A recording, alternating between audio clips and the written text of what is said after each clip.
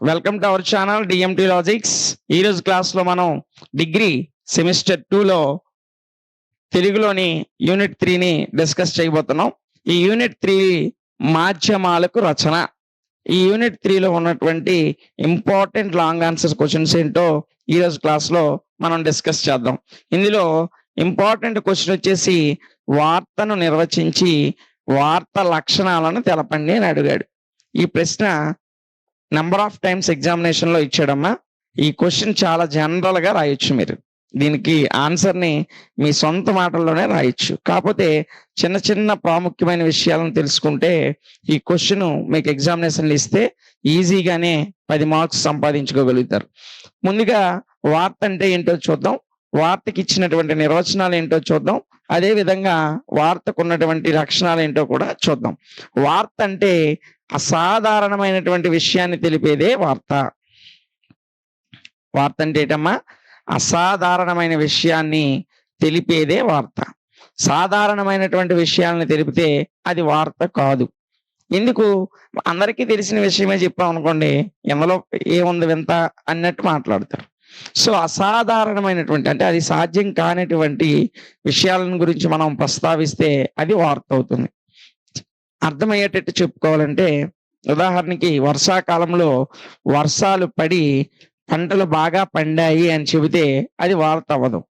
ఆ కాలంలో వర్షాలు పడి పంటలు మొత్తం కొట్టుకుపోయాయి, అన్నదాత అఘోరిస్తున్నాడు అని అన్నాం అనుకోండి, అది వార్త అవుతుంది. ఎందుకంటే కాని టైంలో వర్షాలు పడడం వల్ల వరదలు సంభవించి పంటలు పోయాయి. సో ఇది వార్త అవుతుంది.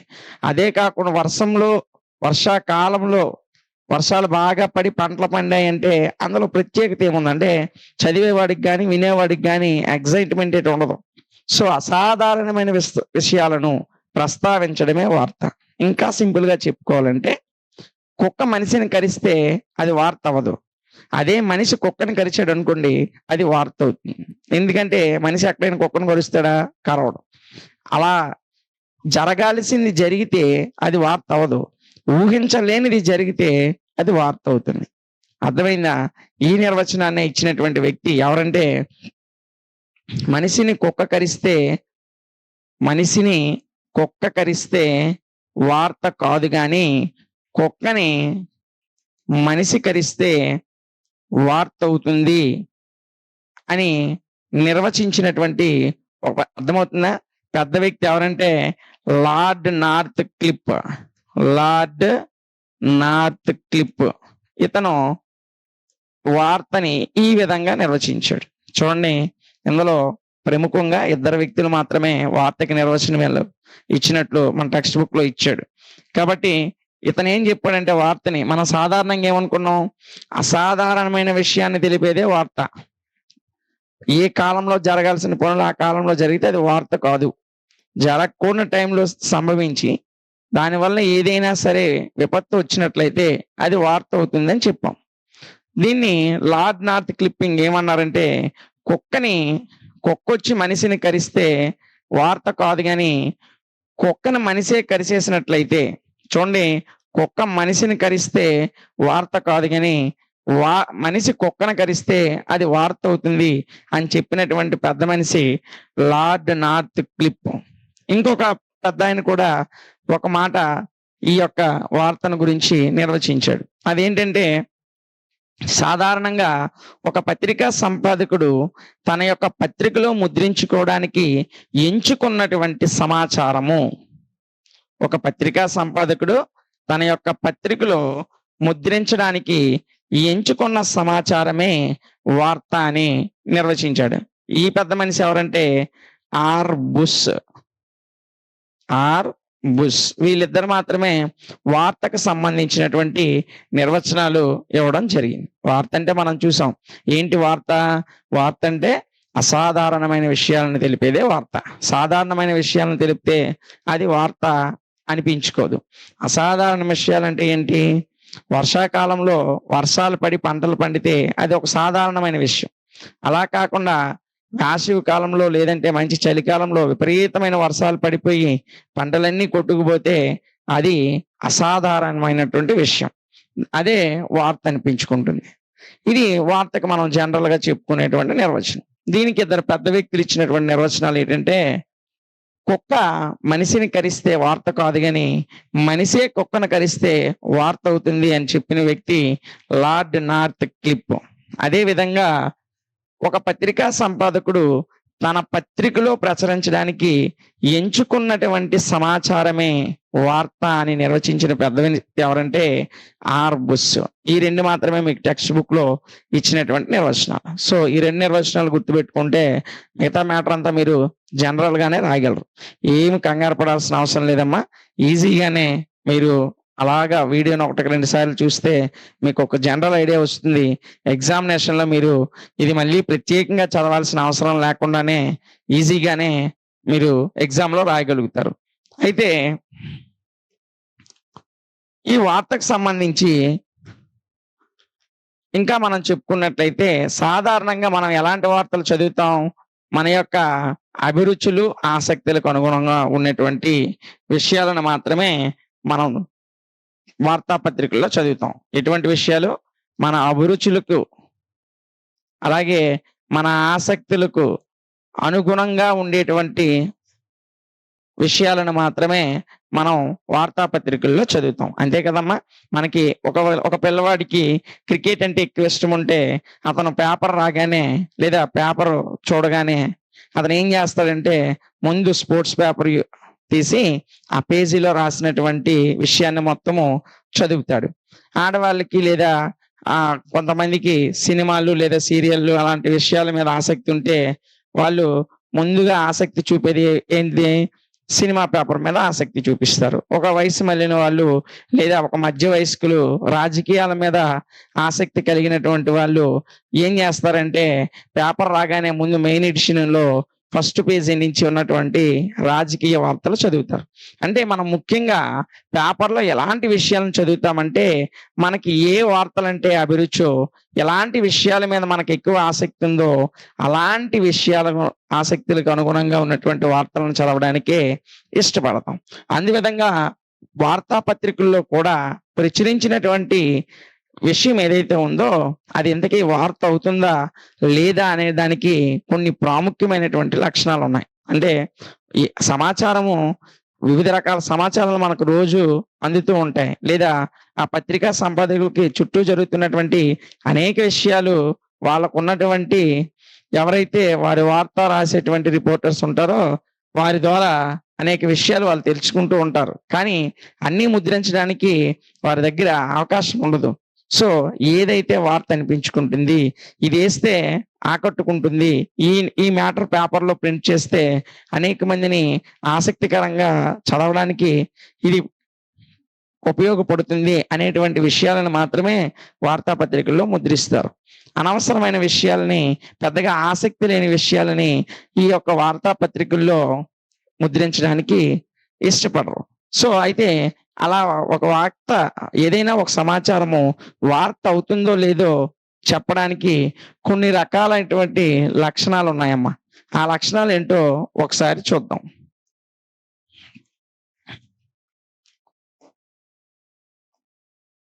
చూడండి, ఈ వార్తకు ఉన్నటువంటి లక్షణాల్లో మొదటిది ప్రాధాన్యత. మొదటిది వచ్చేసి ప్రాధాన్యత. అది అసలు వాక్యము, మన దగ్గర ఉన్నటువంటి సమాచారము వార్త అవ్వాలంటే దానికి ఉండాల్సిన ప్రధానమైనటువంటి లక్షణం ప్రాధాన్యత.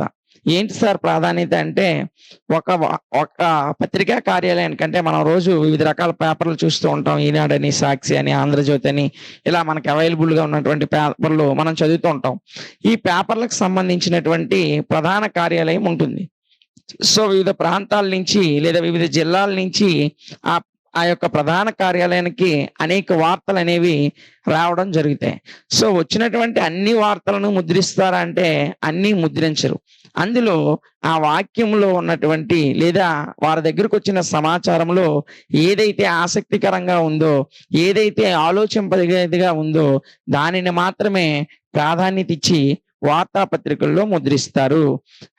ఆ యొక్క ప్రాధాన్యత లేని వాటిని ఆ రోజు వాటిని తిరస్కరించడం జరుగుతుంది. ముఖ్యంగా సాధారణంగా దీనికి ముఖ్యంగా వారు చూసేటువంటి అంశాల్లో ఫస్టు వారి దగ్గరకొచ్చినటువంటి సమాచారంలో ఉన్నటువంటి భావజాలం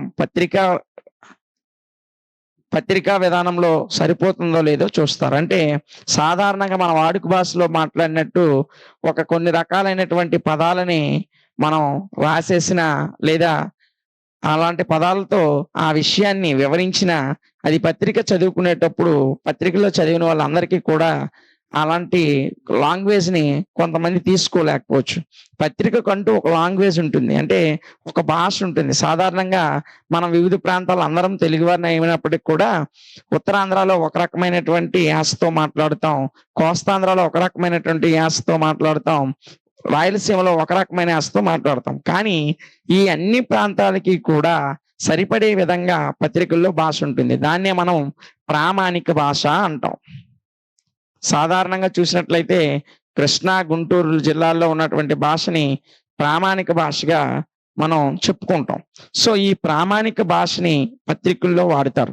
సో ఆ భావజాలము లేదా ఆ భాష సరిగ్గా ఉందో లేదో చూస్తారు. ఇది మొదటి విషయమమ్మా. ఇక రెండోది లక్ష్యము. ఏంటి లక్ష్యము? లక్ష్యానికి ప్రాధాన్యత ఇస్తారు. అంటే ఈ విషయము ఆ పత్రికల్లో ముద్రించడానికి ఆ రిపోర్టర్ రాసినటువంటి విషయము లక్ష్యానుగుణంగా ఉందా లేదా, అంటే అతను ఏ విషయం గురించి రాస్తున్నాడో దానికి సంబంధించిన విధంగా ఉందా లేదా అనేది చూస్తారు. ఇక మూడోది ఏంటంటే మొదటిదేమో భావజాలం, రెండోదేమో అర్థమవుతుంది కదమ్మా, రెండోదేమో లక్ష్యము, మూడోదేమో పరిమాణం. సో పరిమాణం కూడా పత్రికల్లో ముద్రించడానికి చాలా ప్రామాణికం. ఏంటి సార్ పరిమాణం అంటే, ఒక అంశానికి ఒక ప్రాంతీయ వార్త అయితే కొంచెం పరిమాణం అయితే సరిపోతుంది. ఒక దేశానికి సంబంధించిన వార్తో లేదా రాష్ట్రానికి సంబంధించినటువంటి పెద్ద వార్తలు అయితే అవి చాలా ఎక్కువ మ్యాటర్ అనేది రాస్తారు. సో దీన్ని బట్టి ఆ వాక్యానికి ఎంత ప్రాధాన్యత ఇవ్వాలో ఆ ప్రాధాన్యతకి మరీ పెరిగిపోకుండా లేదా ఆ ప్రాధాన్యతకి మరీ తగ్గిపోకుండా సరైనటువంటి పరిమాణంలో ఇచ్చినటువంటి సమాచారం ఉందో లేదో చూస్తారు. ఈ మూడు విషయాలను గుర్తుపెట్టుకొని ప్రాధాన్యత పరంగా ఏ విషయాలను పేపర్లో ముద్రించాలో నిర్ణయించుకుంటారు. ఇది వార్తల్లో ఒక వార్తాపత్రికల్లో ముద్రించబడ్డానికి, ఆ వార్త అవ్వడానికి, అంటే ముద్రించడానికి, వార్త అనిపించుకోవడానికి ఉన్నటువంటి లక్షణాల్లో ఒక రకమైన లక్షణం. ఇక ఇందులోనే ఇంకా మనం బాగా చూసినట్లయితే ఫస్ట్ ఆ వాక్యం అనేది అసాధారణమైనటువంటి సంఘటన అయి ఉండాలి. అంటే సాధారణంగా జరిగే విషయాల్ని ఎవరు చదవడానికి పెద్దగా ప్రాధాన్యత ఇవ్వరు. కాబట్టి పత్రికల్లో ముద్రించినటువంటి విషయము అసాధారణమై ఉండాలి. ఇక రెండోది తాజా సమాచారమై ఉండాలి. ఎప్పుడూ పాత సంవత్సరం కిందట లేదా 2 సంవత్సరాల కిందట విషయాలను మనం రాసినట్లయితే పెద్దగా ప్రాధాన్యత దానికి ఇవ్వడం జరగదు. అదేవిధంగా ఆ యొక్క రాసినటువంటి వార్త తాజాగా ఉండాలి. అదే విధంగా అసాధారణమైన విషయమై కూడా ఉండాలి. ఇక మూడోది మనం చూసినట్లయితే ఇది ప్రముఖ వ్యక్తులకు సంబంధించిన ఉండాలి. అంటే సినిమా స్టార్‌లో లేదా క్రికెట్ స్టార్‌లో లేదా ప్రముఖ రాజకీయ నాయకులో లేదంటే బిజినెస్ మ్యాన్‌లో ఇలా ప్రముఖులైనటువంటి వారి గురించి వార్త అనేది రాయడానికి ఎక్కువ ప్రాధాన్యత ఇవ్వబడుతుంది. లేదా ఎక్కడైనా ఒక సంఘటన జరిగినప్పుడు అది ప్రముఖ వ్యక్తులకు సంబంధించకపోయినప్పటికీ కనీసం అది జరిగినటువంటి స్థలమైనా సరే ప్రముఖమైనదిగా ఉండాలి. ఎక్కడో రోడ్డు యాక్సిడెంట్ జరిగితే అది ఎక్కువ ప్రాధాన్యత ఉండదు. కానీ ఎక్కడో ఒక బీచ్ దగ్గరో లేదంటే ఒక సముద్రంలోనో లేదంటే ఒక సచివాలయం ముందో లేదంటే ఒక ప్రముఖమైనటువంటి దేవాలయం ముందో ఇలాంటి ప్రముఖమైన స్థలాల్లో ఏవైనా సంఘటనలు జరిగితే వాటిని కూడా ప్రాధాన్యత పరంగా ముందు వరుసలో తీసుకోవడం జరుగుతుంది.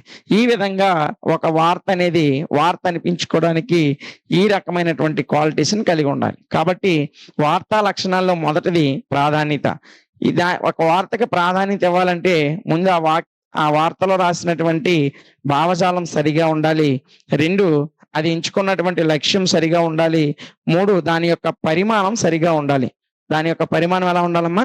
సరిగా ఉండాలి. అదే విధంగా వార్త అనేది అసాధారణమైనది అయి ఉండాలి లేదా తాజాగా ఉండాలి. ఇంకా చెప్పాలంటే ప్రముఖమైన వ్యక్తులకు సంబంధించింది గాని, లేదా ప్రముఖ స్థలాల్లో జరిగినటువంటిదైనా అయ్యుండాలి. ఇది ఒక వార్త అనిపించుకోవడానికి ఉన్నటువంటి మొదటి లక్షణం. ఇది ప్రాధాన్యతమ్మ.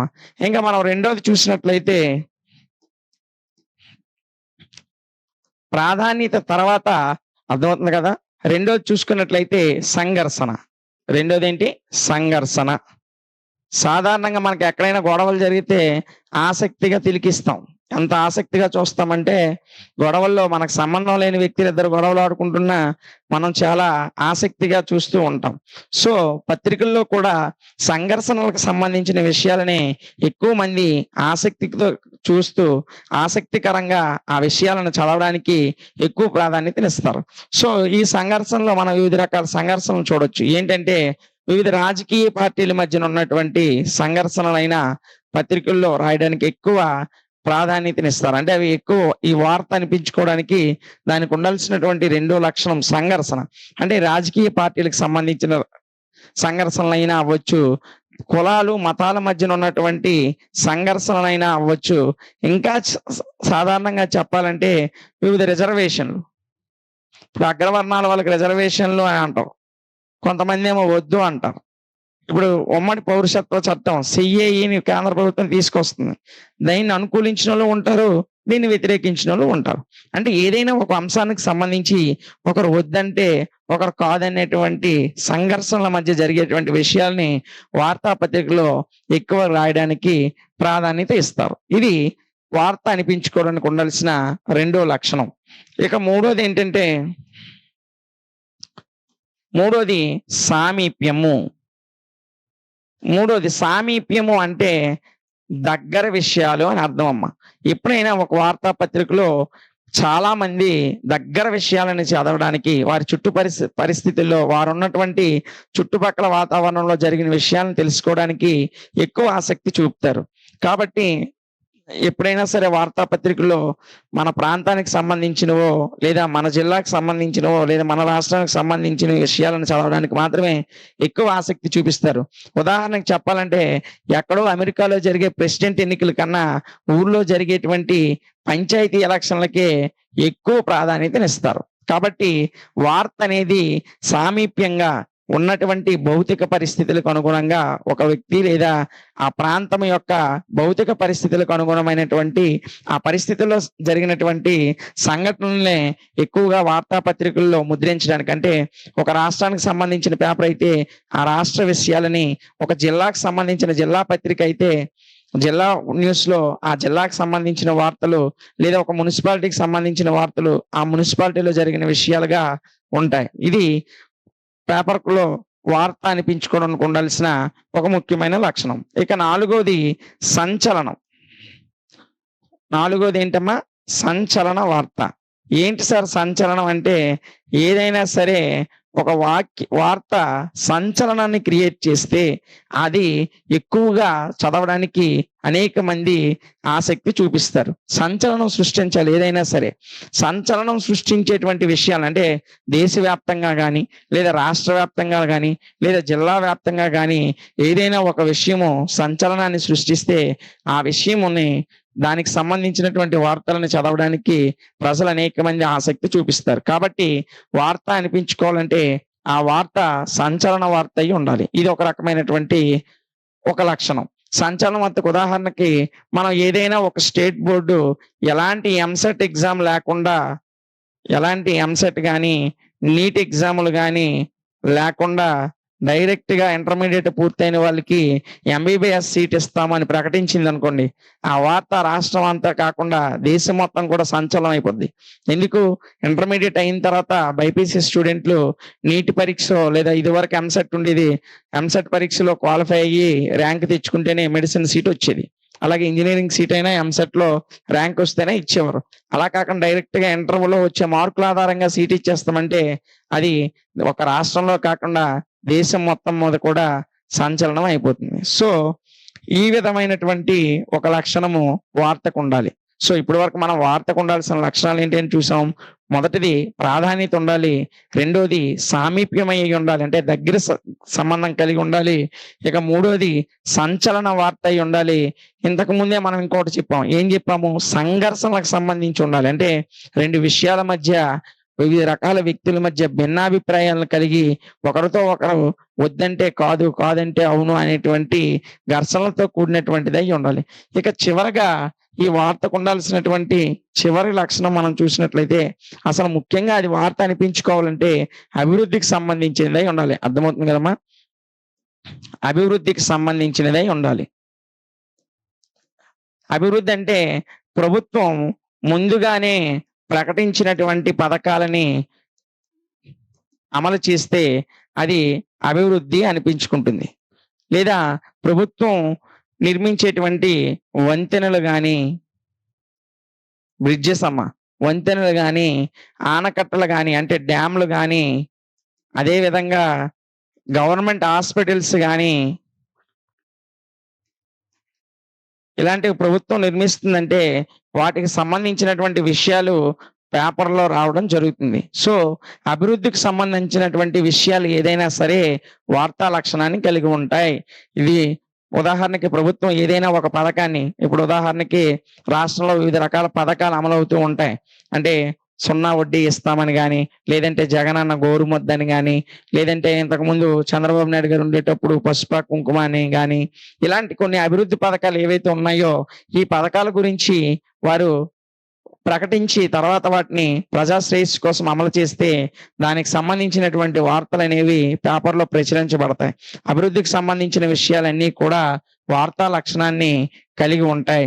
అదే విధంగా ఒక ప్రభుత్వం ఒక పథకాన్ని ప్రకటించి అది అమలు చేయకపోయినట్లయితే ప్రజలు గాని, ప్రతిపక్షాలు గాని, వార్తాపత్రికలు గాని వీరందరూ ఆందోళన చేసి ప్రభుత్వం సానుకూలంగా స్పందించేటట్లు చేస్తారు. అలా ప్రభుత్వం సానుకూలంగా స్పందించిన ఆ వార్తను కూడా వార్తాపత్రికల్లో ముఖ్యంగా వేయడానికి కారణం అది ఏ లక్షణాన్ని కలిగి ఉండడం అంటే అభివృద్ధి లక్షణాన్ని కలిగి ఉండడం. అభివృద్ధికి సంబంధించిన అంశం కాబట్టి అలాంటి వార్తలను పేపర్‌లో ముద్రించడానికి ఎక్కువ ప్రాధాన్యత ఇస్తారు. ఇవమ్మ వార్త యొక్క నిర్వచనం, అలాగే వార్తకు ఉండాల్సినటువంటి లక్షణాలు. ఈ విధమైనటువంటి లక్షణాలు ఒక విషయానికి ఉన్నట్లయితే దానిని వార్తాపత్రికల్లో ప్రచురించడానికి ఎక్కువ ఆస్కారం ఉంటుంది. సింపుల్ గా మనం వార్త అంటే అసాధారణమైనటువంటి విషయాన్ని తెలిపేదని చెప్పుకున్నాం. కుక్కను మనిషి కరిస్తే వార్త కాదు కానీ, మనిషిని కుక్క కరిస్తే వార్త కాదు కానీ కుక్కని మనిషే కరిస్తే వార్త అనిపించుకుంటుందని చెప్పింది మనం చూసాం, లార్డ్ నార్త్ క్లిప్. అదే విధంగా ఒక పత్రికా సంపాదకుడు తన పత్రికలో ముద్రించుకోవడానికి ఒక ఎంచుకున్నటువంటి సమాచారమే వార్తని ఆర్ బుష్ గారు చెప్పిన నిర్వచనం కూడా చూసాం. ఈ 2 నిర్వచనాలు మీరు జాగ్రత్తగా గుర్తుపెట్టుకొని మిగతాదంతా దాని యొక్క సైడ్ హెడ్డింగ్లు గుర్తుపెట్టుకుంటే ప్రాధాన్యత, సంఘర్షణ, సామీప్యము, అలాగే అభివృద్ధి, లేదంటే ఇంకా చూసుకున్నట్లయితే ఇంకా సంచలనము, ఇలాంటి లక్షణాలని సైడ్ హెడ్డింగ్లుగా గుర్తుపెట్టుకొని మీరు జనరల్ గానే ఈ క్వశ్చన్ ఆన్సర్ ని ఎగ్జామ్ లో రాయగలుగుతారు. ఇది చాలా చాలా ఇంపార్టెంట్ ప్రశ్న. మరొకసారి దీన్ని వినండి. 1-2 సార్లు వింటే జనరల్ గానే మీకు ఒక ఐడియా వస్తుంది. రేపు ఎగ్జామ్ లో ఈజీగానే ఈ ప్రశ్న ఇచ్చినట్లయితే 10 out of 10 మార్క్స్ మీరు ఎగ్జామ్ లో తెచ్చుకోగలుగుతారు. ఇది ఈ యూనిట్ 3లో ఉన్నటువంటి ఒక మోస్ట్ ఇంపార్టెంట్ ప్రశ్న. తర్వాత ఇలాంటి ఈ స్కిల్ పేపర్లు, ఉదాహరణకి లాంగ్వేజ్ పేపర్లు అయినటువంటి ఈ తెలుగు, ఇంగ్లీష్ లో ప్రతి యూనిట్ నుండి ఇంపార్టెంట్ క్వశ్చన్స్ ని మన YouTube channel DMT logics YouTube ఛానల్లో మేము ప్రొవైడ్ చేయడం జరుగుతుంది. వీటికి సంబంధించినటువంటి మెయిన్ పేపర్స్, అదే విధంగా కొన్ని రకాల స్కిల్ పేపర్స్ యొక్క క్లాసెస్ అన్ని కూడా మన యాప్ లో DMT logics app play store లో దొరుకుతుంది. ప్లే స్టోర్ లో మన యాప్ ని డౌన్లోడ్ చేసుకోండి. యాప్ లో మెయిన్ సబ్జెక్టులు maths, physics, chemistry, biology, zoology ఇలాంటి ఏవైతే ఉన్నాయో మిగతా అన్ని, కెమిస్ట్రీ ఒక్క మ్యాథ్స్ గ్రూపే కాకుండా అన్ని గ్రూపులకు సంబంధించినటువంటి రికార్డెడ్ క్లాసెస్, అలాగే దానితో పాటు పీడిఎఫ్ మెటీరియల్ కూడా మన యాప్ లో ప్రొవైడ్ చేసాం. సో మీరు యాప్ లో అప్రోచ్ అయ్యి యాప్లో నుంచి కోర్సులు తీసుకొని చదవండి, బాగా ప్రిపేర్ అవ్వండి. మీరు 75కి 75 మార్క్స్తో ఖచ్చితంగా మీ యొక్క డిగ్రీ సెకండ్ సెమ్ని పాస్ అవ్వగలుగుతారు. రేడియో భాష ఎలా ఉండాలి, రేడియో రచనకు ఉండాల్సినటువంటి ప్రాథమిక లక్షణాలు ఏవి? ఈ క్వశ్చన్ చాలా సార్లు ఎగ్జామినేషన్లో అడిగాడు. చాలా ఈజీగా ఉంటుంది. ఇందులో 1-2 ఇయర్స్ ఉంటాయి. ఆ ఇయర్స్ని జాగ్రత్తగా గుర్తుపెట్టుకోండి.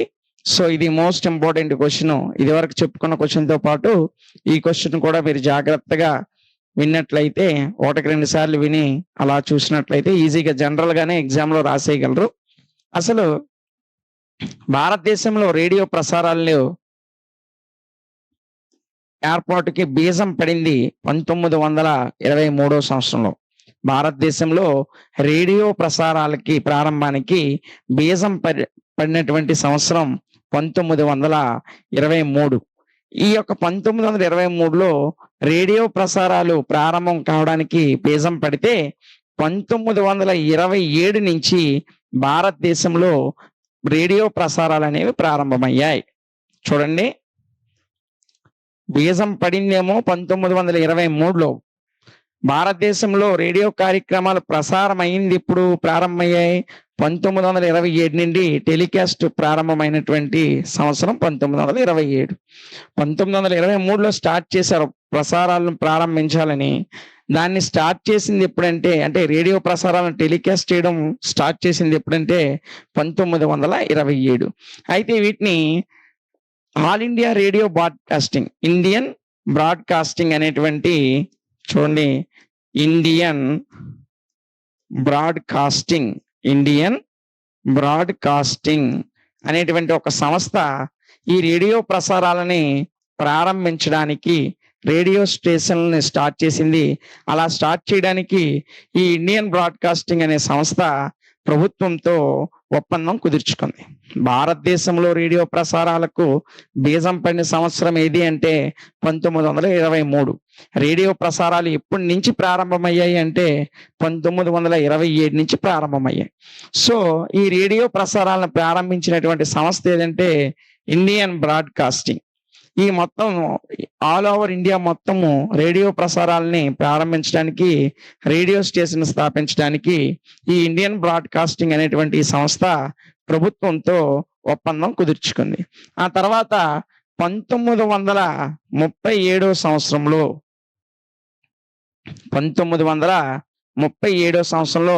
ఈ Indian broadcasting company all India రేడియోగా ఈ కార్యక్రమాన్ని ప్రసారం చేసేది. ఆల్ ఇండియా రేడియో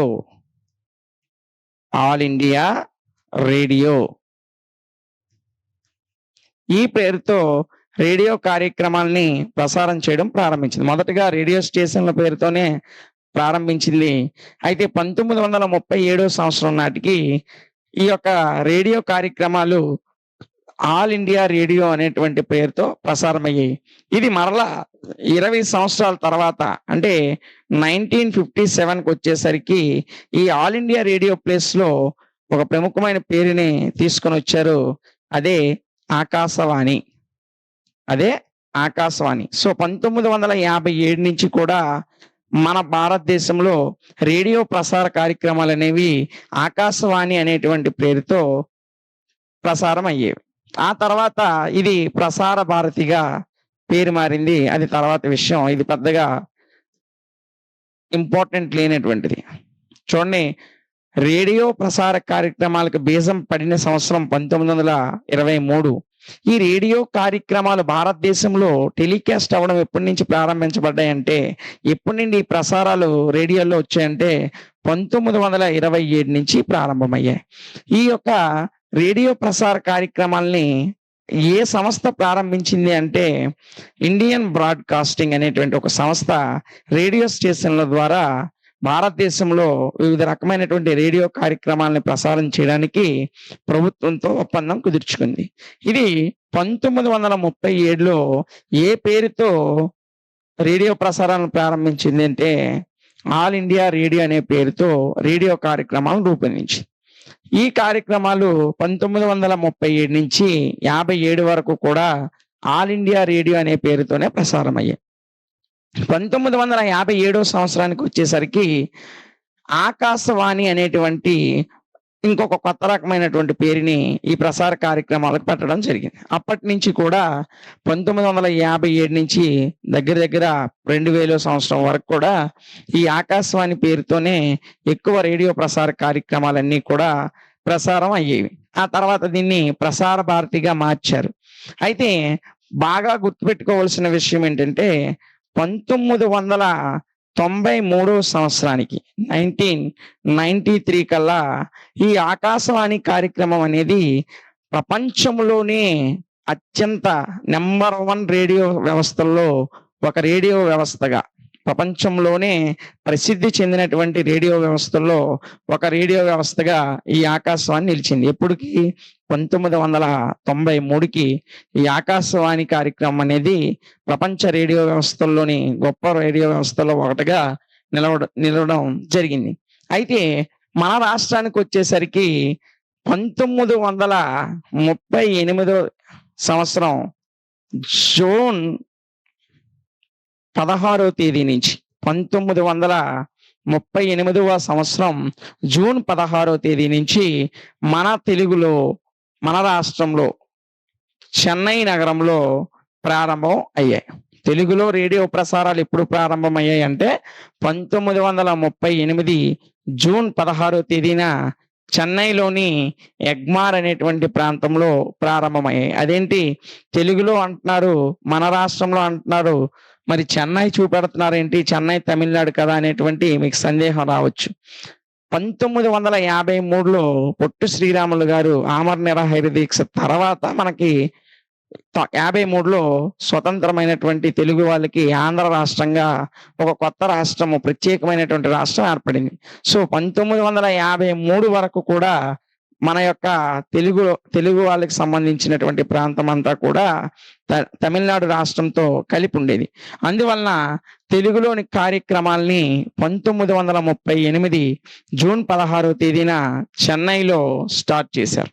ఇది రేడియో ప్రసార కార్యక్రమాలు కాలక్రమంలో ఏ విధంగా మారాయి అనేటువంటి ఒక చిన్న సమాచారం. మీరు మొదటిగా ఈ రేడియో భాష ఎలా ఉండాలి అనేటువంటి ప్రశ్న కనుక మీకు ఇచ్చినట్లయితే, ఈ రేడియో కార్యక్రమాలు ఏ విధంగా స్టార్ట్ అయ్యాయి, దేశవ్యాప్తంగా ఎప్పుడు స్టార్ట్ అయ్యాయి, వివిధ పేర్లతో ఆ కార్యక్రమాలు ఏ ఏ సంవత్సరాల్లో ప్రారంభమయ్యాయి, తెలుగులోకి వచ్చేసరికి ఎప్పుడు ప్రారంభమయ్యాయి అనే విషయాల్ని మీరు చాలా జాగ్రత్తగా గుర్తుపెట్టుకొని మీరు ఎగ్జామ్లో అటెంప్ట్ చేసినట్లయితే పేపర్ దిద్దిన వాడికి మంచి ఇంప్రెషన్ అనేది కలుగుతుంది. సో వీలైనన్ని ఎక్కువ మార్కులు, అంటే 10కి 10 మార్కులు వచ్చేటువంటి అవకాశం ఈ క్వశ్చన్ మీకు వస్తే, ఆ క్వశ్చన్లో 10కి 10 మార్కులు రాయడానికి ఎక్కువ అవకాశం మీకు ఉంది. సో ఇది రేడియో ప్రసార కార్యక్రమంలో వివిధ సంవత్సరాల వారీగా వచ్చినటువంటి మార్పులు. అయితే రేడియో ప్రసార కార్యక్రమాలు అనేవి మనము ఏ విధంగా జరుపుతాం, అసలు ఈ రేడియో ప్రసార కార్యక్రమాలు ఏ ఏ విషయాల్లో జరుగుతాయంటే, మనకి 2000 సంవత్సరం వరకు, ఇప్పుడంటే మనం న్యూస్లు కానీ, క్రికెట్కి సంబంధించిన విషయాలు కానీ, అంతర్జాతీయ జాతీయ విషయాలను కానీ, సినిమాలను కానీ, ఇలాంటి ఎంటర్టైన్మెంట్కి సంబంధించి ఏ విషయాలైనా సరే మన మొబైల్ ఫోన్లు లేదా టీవీల ద్వారా వింటున్నాం, ఆనందిస్తున్నాం. కానీ 2000కి ముందు, అంటే 21st సెంచరీకి ముందు ఎక్కువగా ప్రసారాలకు దేని మీద ఆధారపడేవారంటే రేడియో మీదనే ఆధారపడేవారు. సో ఈ కాలంలో గత 20-30 స్వతంత్రం వచ్చిన తర్వాత ఈ దగ్గర కాలంలో, అంటే ఒక 30 ఏళ్ళు లోపే, ఈ 30 ఏళ్ళు ముందు నుంచే మనకి టీవీలు, లేదంటే ఈ 10 ఏళ్ళ నుంచి మొబైల్ ఫోన్లు యొక్క వాడకం విపరీతంగా పెరిగింది. అంతకుముందు ఏ వినోద కార్యక్రమమైనా, ఏ ముఖ్యమైనటువంటి ప్రసంగాలైనా, లేదా ఎలాంటి వాతావరణ విషయాలైనా రేడియో కార్యక్రమాల ద్వారా ప్రజలు తెలుసుకునేవారు. అయితే ఈ రేడియో కార్యక్రమాల్లో ఎక్కువగా ప్రముఖుల యొక్క ప్రసంగాలు, అంటే ఇప్పుడు మనం ప్రధానమంత్రి, ముఖ్యమంత్రి యొక్క ప్రసంగాలు టీవీలో ఏ విధంగా వింటామో, లేదా ప్రముఖమైనటువంటి సెలబ్రిటీల యొక్క ప్రసంగాలు కానీ, ఇంటర్వ్యూలు కానీ మనం ఏ విధంగా అయితే టీవీల్లో, ఫోన్లో వింటున్నామో, వారికి సంబంధించినటువంటి ప్రసంగాలు రేడియో కార్యక్రమాల ద్వారా ప్రసారం అయ్యేవి. అదేవిధంగా వివిధ అంశాల మీద జరిగే చర్చలు కూడా రేడియో కార్యక్రమంలో ప్రసారం అయ్యేవి. అదేవిధంగా విద్య, ఆరోగ్యము, వ్యవసాయము, విద్య, ఆరోగ్యము, వ్యవసాయము, ఇంకా చెప్పాలంటే వినోదం. వినోదం అంటే సినిమా పాటలు, లేదంటే ఏవైనా ఒక మంచి నాటకాలు, ఈ రకమైనటువంటి కార్యక్రమాలన్నీ కూడా రేడియోలో ప్రసారం అయ్యేవి. ఈ విధంగా రేడియో ప్రసారాలనేవి రేడియో కార్యక్రమాల ద్వారా మనకి వీటిని ప్రసారాల రూపంలో ప్రసరించడం జరిగేది. రేడియోకి సంబంధించినటువంటి విషయాలన్నీ కూడా మనం 1923లో రేడియో ప్రసారాలు ప్రారంభం అవడానికి బీజం పడిన సంవత్సరం నుంచి 1938లో తెలుగులో ప్రసారమైన కార్యక్రమాల వరకు వివరంగా మీరు విన్నారు. అదే విధంగా రేడియో కార్యక్రమాలు ఏ ఏ అంశాల మీద ప్రసారం అయ్యేవో కూడా మీరు చూశారు. ఇది రేడియో కార్యక్రమాలకి సంబంధించినటువంటి ముఖ్యమైన విషయం. అయితే మనకు వాడు క్వెషన్‌లో ప్రాముఖ్యంగా అడిగిన విషయం ఏంటంటే, రేడియో రచనకు ఉండాల్సినటువంటి ప్రాథమిక లక్షణాలు ఏవి అన్నాడు. దీనికన్నా ముందు అసలు రేడియో రచన ఏ విధంగా ఉండాలంటే, ముందు క్రమ పద్ధతిలో ఈ రేడియో రచనకి రాసేటువంటి వ్యక్తి క్రమ పద్ధతిలో విషయాలని రాయడం చేయాలి. క్రమ పద్ధతిలో రాయాలి. ఇదేంటి సార్ రేడియోలో వింటాం కదా రాయడం ఏంటి అనేటువంటి డౌట్ మీకు ఉండొచ్చు. రేడియోలో ఏదైనా కార్యక్రమం ప్రసారం అవ్వాలంటే వార్తలకు సంబంధించిన గాని, లేదా వివిధ అంశాలకు సంబంధించిన చర్చలు గాని డిస్కస్ చేయాలంటే ముందుగా దాన్ని రాసుకోవడం జరుగుతుంది. రాసుకొని ప్రముఖ యాంకర్లు వాటిని వివిధమైనటువంటి సరళమైన భాషలో మనకు వినిపించడం జరుగుతుంది. కాబట్టి రేడియో రచన అనేది ఒక క్రమ పద్ధతిగా జరగాలి. పేపర్‌లో రాసినట్టు రాయకూడదు.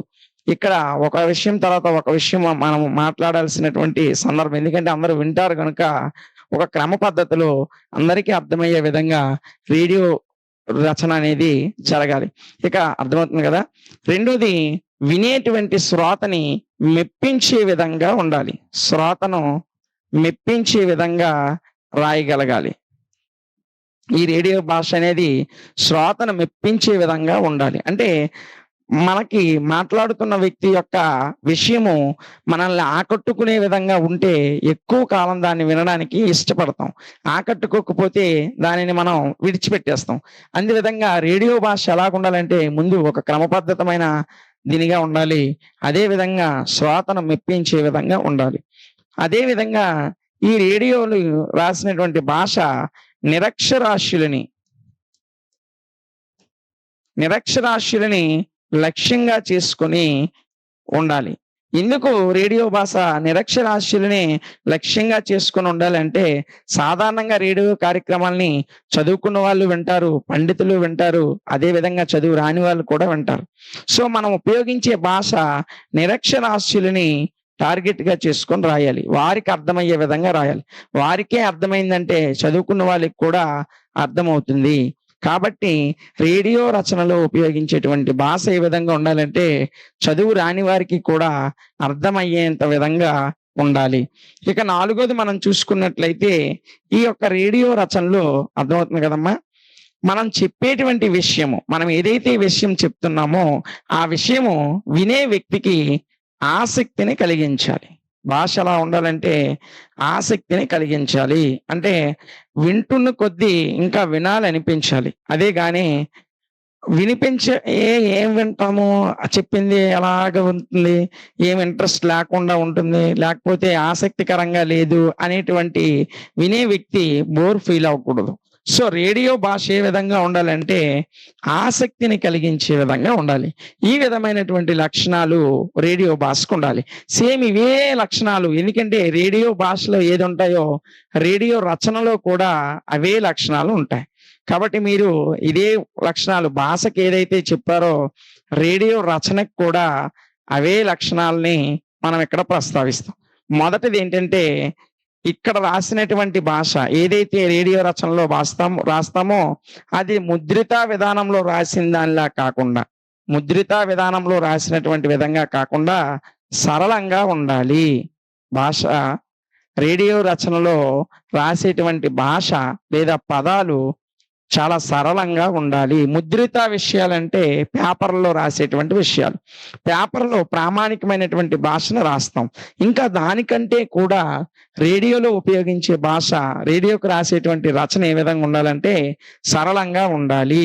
అంటే ఒక విధంగా చూడాలంటే పేపర్‌లో ఒక విషయం మనం చదువుతున్నప్పుడు ఆ పదం మనకు అర్థం అవ్వకపోతే మరలా 1కి 2 సార్లు చదివి అర్థం చేసుకోవచ్చు. కానీ రేడియోలో ఈ విధంగా 1కి 2 సార్లు వినడానికి అవకాశం ఉండదు. ఒక కార్యక్రమం జరుగుతున్నప్పుడు అది మాట్లాడుకుంటూ వెళ్ళిపోతుంటే తర్వాత విషయాలను వినిపించుకుంటూ వెళ్తుంది గానీ, ఒక విషయాన్ని మరలా వినిపించదు. కాబట్టి పేపర్‌లో రాసేటువంటి భాష కన్నా రేడియో రచన అనేది చాలా సరళంగా ఉండాలి. అర్థమవుతుంది కదమ్మా! ఇక రెండోది మరలా ఇక్కడ మనం చెప్పుకున్నటువంటి పాయింటే. నిరక్షరాస్యులు విని అర్థం చేసుకునే విధంగా, అంటే చదువు రాని వాళ్ళకి కూడా ఈ రేడియోలో జరిగేటువంటి కార్యక్రమాలు ఏవైతే ఉన్నాయో వాటిని విని అర్థం చేసుకునే విధంగా ఈ రేడియో రచన అనేది ఉండాలి. వినాలి. ఆ వినిది ఆ నిరక్షరాస్యులు అంటే చదువు లేని వాళ్ళు కూడా వినడం ద్వారా దాన్ని విని అర్థం చేసుకునే విధంగా రేడియో రచన అనేది జరగాలి. ఇక మూడోది చూసుకున్నట్లయితే ఒక వాక్యము 3-4 పదాలకి మించి రాయకూడదు. ఒక ఎక్కువ పదాలతో ఒక వాక్యం రాసేసామనుకోండి, రేడియో కార్యక్రమంలో వినిపించుకుంటూ వెళ్ళిపోతుంది కాబట్టి ఒక వాక్యం పెద్దగా ఉంటే ఆ వాక్యం అంతా అయ్యేలోపు వినేవారి యొక్క అటెన్షన్ దాని మీద ఎక్కువగా లేకపోతే ఆ సెంటెన్స్ అంతా వెళ్ళిపోతుంది. అది వాళ్ళకి ఏమీ అర్థం కాదు. అది కాకుండా 3 లేదా 4 పదాలతో సరళంగా ఉంటే ఆ వాక్యం అంతా విని అర్థం చేసుకోవడానికి సమయం అనేది దొరుకుతుంది. కాబట్టి రేడియో రచనలో రాసేటప్పుడు వాక్యము 3-4 పదాలకు మించి ఉండకుండా సరళంగా ఉండాలి. అదే విధంగా రేడియో రచనలు ఎక్కడైనా సరే ఆశ్చర్యము, బాధ, భయము, కోపం ఇలాంటి విషయాలను ఎప్పుడైనా ప్రదర్శించాల్సి వస్తే వాటిని సందర్భానుసారంగా మాత్రమే రాయాలి. అంటే ఆ సందర్భంలో అక్కడ కోపం ప్రదర్శించాల్సి వస్తే దానికి సంబంధించిన విధంగా రాయాలి. అంతేగాని సందర్భం లేకుండా కోపాన్ని, భయాన్ని, ఉద్రేకాన్ని ప్రదర్శించేటట్లు రేడియో రచన అనేది ఉండకూడదు. ఇంకా చెప్పాలంటే అనవసరమైనటువంటి పదాలని ఏంటమ్మా? అనవసరమైనటువంటి పదాలని ఉపయోగించకూడదు. అనవసరమైన ఉపోద్ఘాతాలని, అనవసరమైనటువంటి పదాలని రేడియో రచనలో ఉపయోగించకూడదు. ఉపోద్ఘాతాలంటే ఒక విషయాన్ని మాట్లాడేటప్పుడు దాని పుట్టు పూర్వోత్తరాలు అక్కడ అవసరం లేదు. అసలు ఎక్కువ సమయం లేదు మనకి. రేడియో ప్రసారంలో ఒక కార్యక్రమం అరగంట మాత్రమే ఉంది. సో అరగంటలో ఈ ఉపోద్ఘాతాలే ఒక 20-25 నిమిషాలు పోయిందంటే ఇక అసలు విషయం చెప్పడానికి ఆస్కారం ఉండదు. కాబట్టి అనవసరమైనటువంటి ఉపోద్ఘాతాలు, అనవసరమైనటువంటి పదాలు అనేవి ప్రకటించడానికి ఈ రేడియో రచనలో ఆస్కారం అనేది లేదు. ఇక చివరగా ఉన్నటువంటి ఇంకో లక్షణాన్ని చూసినట్లయితే ఏదైతే కార్యక్రమం జరుగుతుందో ఆ కార్యక్రమానికి సంబంధించిన విషయాన్ని కాలానుగుణంగా వివరిస్తూ ఉండాలి. ఇప్పుడు ఉదాహరణకు మనం చూసుకున్నట్లయితే మనం ఒక వినోదానికి సంబంధించో లేదా ఒక చర్చకి సంబంధించో కార్యక్రమం అనేది జరుగుతా ఉంది. అప్పుడు రేడియో వింటున్న వాళ్ళు మధ్యలో వినడం ప్రారంభిస్తే అసలు ఈ కార్యక్రమం దేనిదనే విషయం వారికి అర్థం అవ్వాలంటే ఆ యొక్క చర్చకి సంబంధించినటువంటి విషయాన్ని అప్పుడప్పుడు మధ్యలో ఆ విషయాన్ని ప్రస్తావిస్తూ ఉండాలి. ఈ విధంగా రేడియో రచన అనేది జరగాలి. మనం ముందు రేడియో అనేది 1923లో భారతదేశ ప్రసారాల్లో బీజం పడింది. 1927 నుంచి భారతదేశంలో రేడియో ప్రసారాలు ప్రారంభమయ్యాయి అని చెప్పుకున్నాం. ఆ తర్వాత 37లో దాన్ని ఆల్ ఇండియా రేడియోగా, 1957లో ఆకాశవాణి పేరుతో పిలిచాం. 1993 నాటికి అది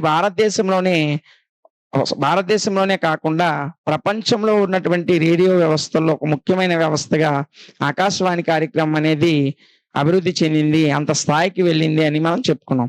రేడియో రచనలో ఉండాల్సినటువంటి విషయాలను కూడా నిరక్షరాస్యులకి అనుగుణంగా వారికి కూడా విని అర్థం చేసుకునే విధంగా ఉండాలి. సరళమైన పదాలతో ఉండాలి. పేపర్‌లో రాసిన దానికంటే ఇంకా సరళంగా ఉండాలి.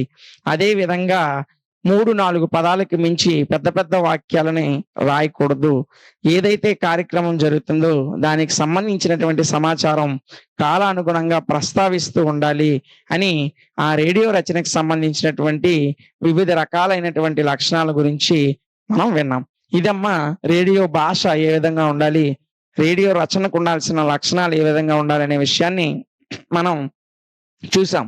ఇక్కడ ఇంకా ప్రాముఖ్యమైన విషయం ఏంటంటే రేడియో రచనలో రాసేటువంటి వ్యక్తి యొక్క భావోద్వేగాలను గాని, అతని యొక్క సొంత అభిప్రాయాలను గాని పరిగణలోకి తీసుకొనకూడదు.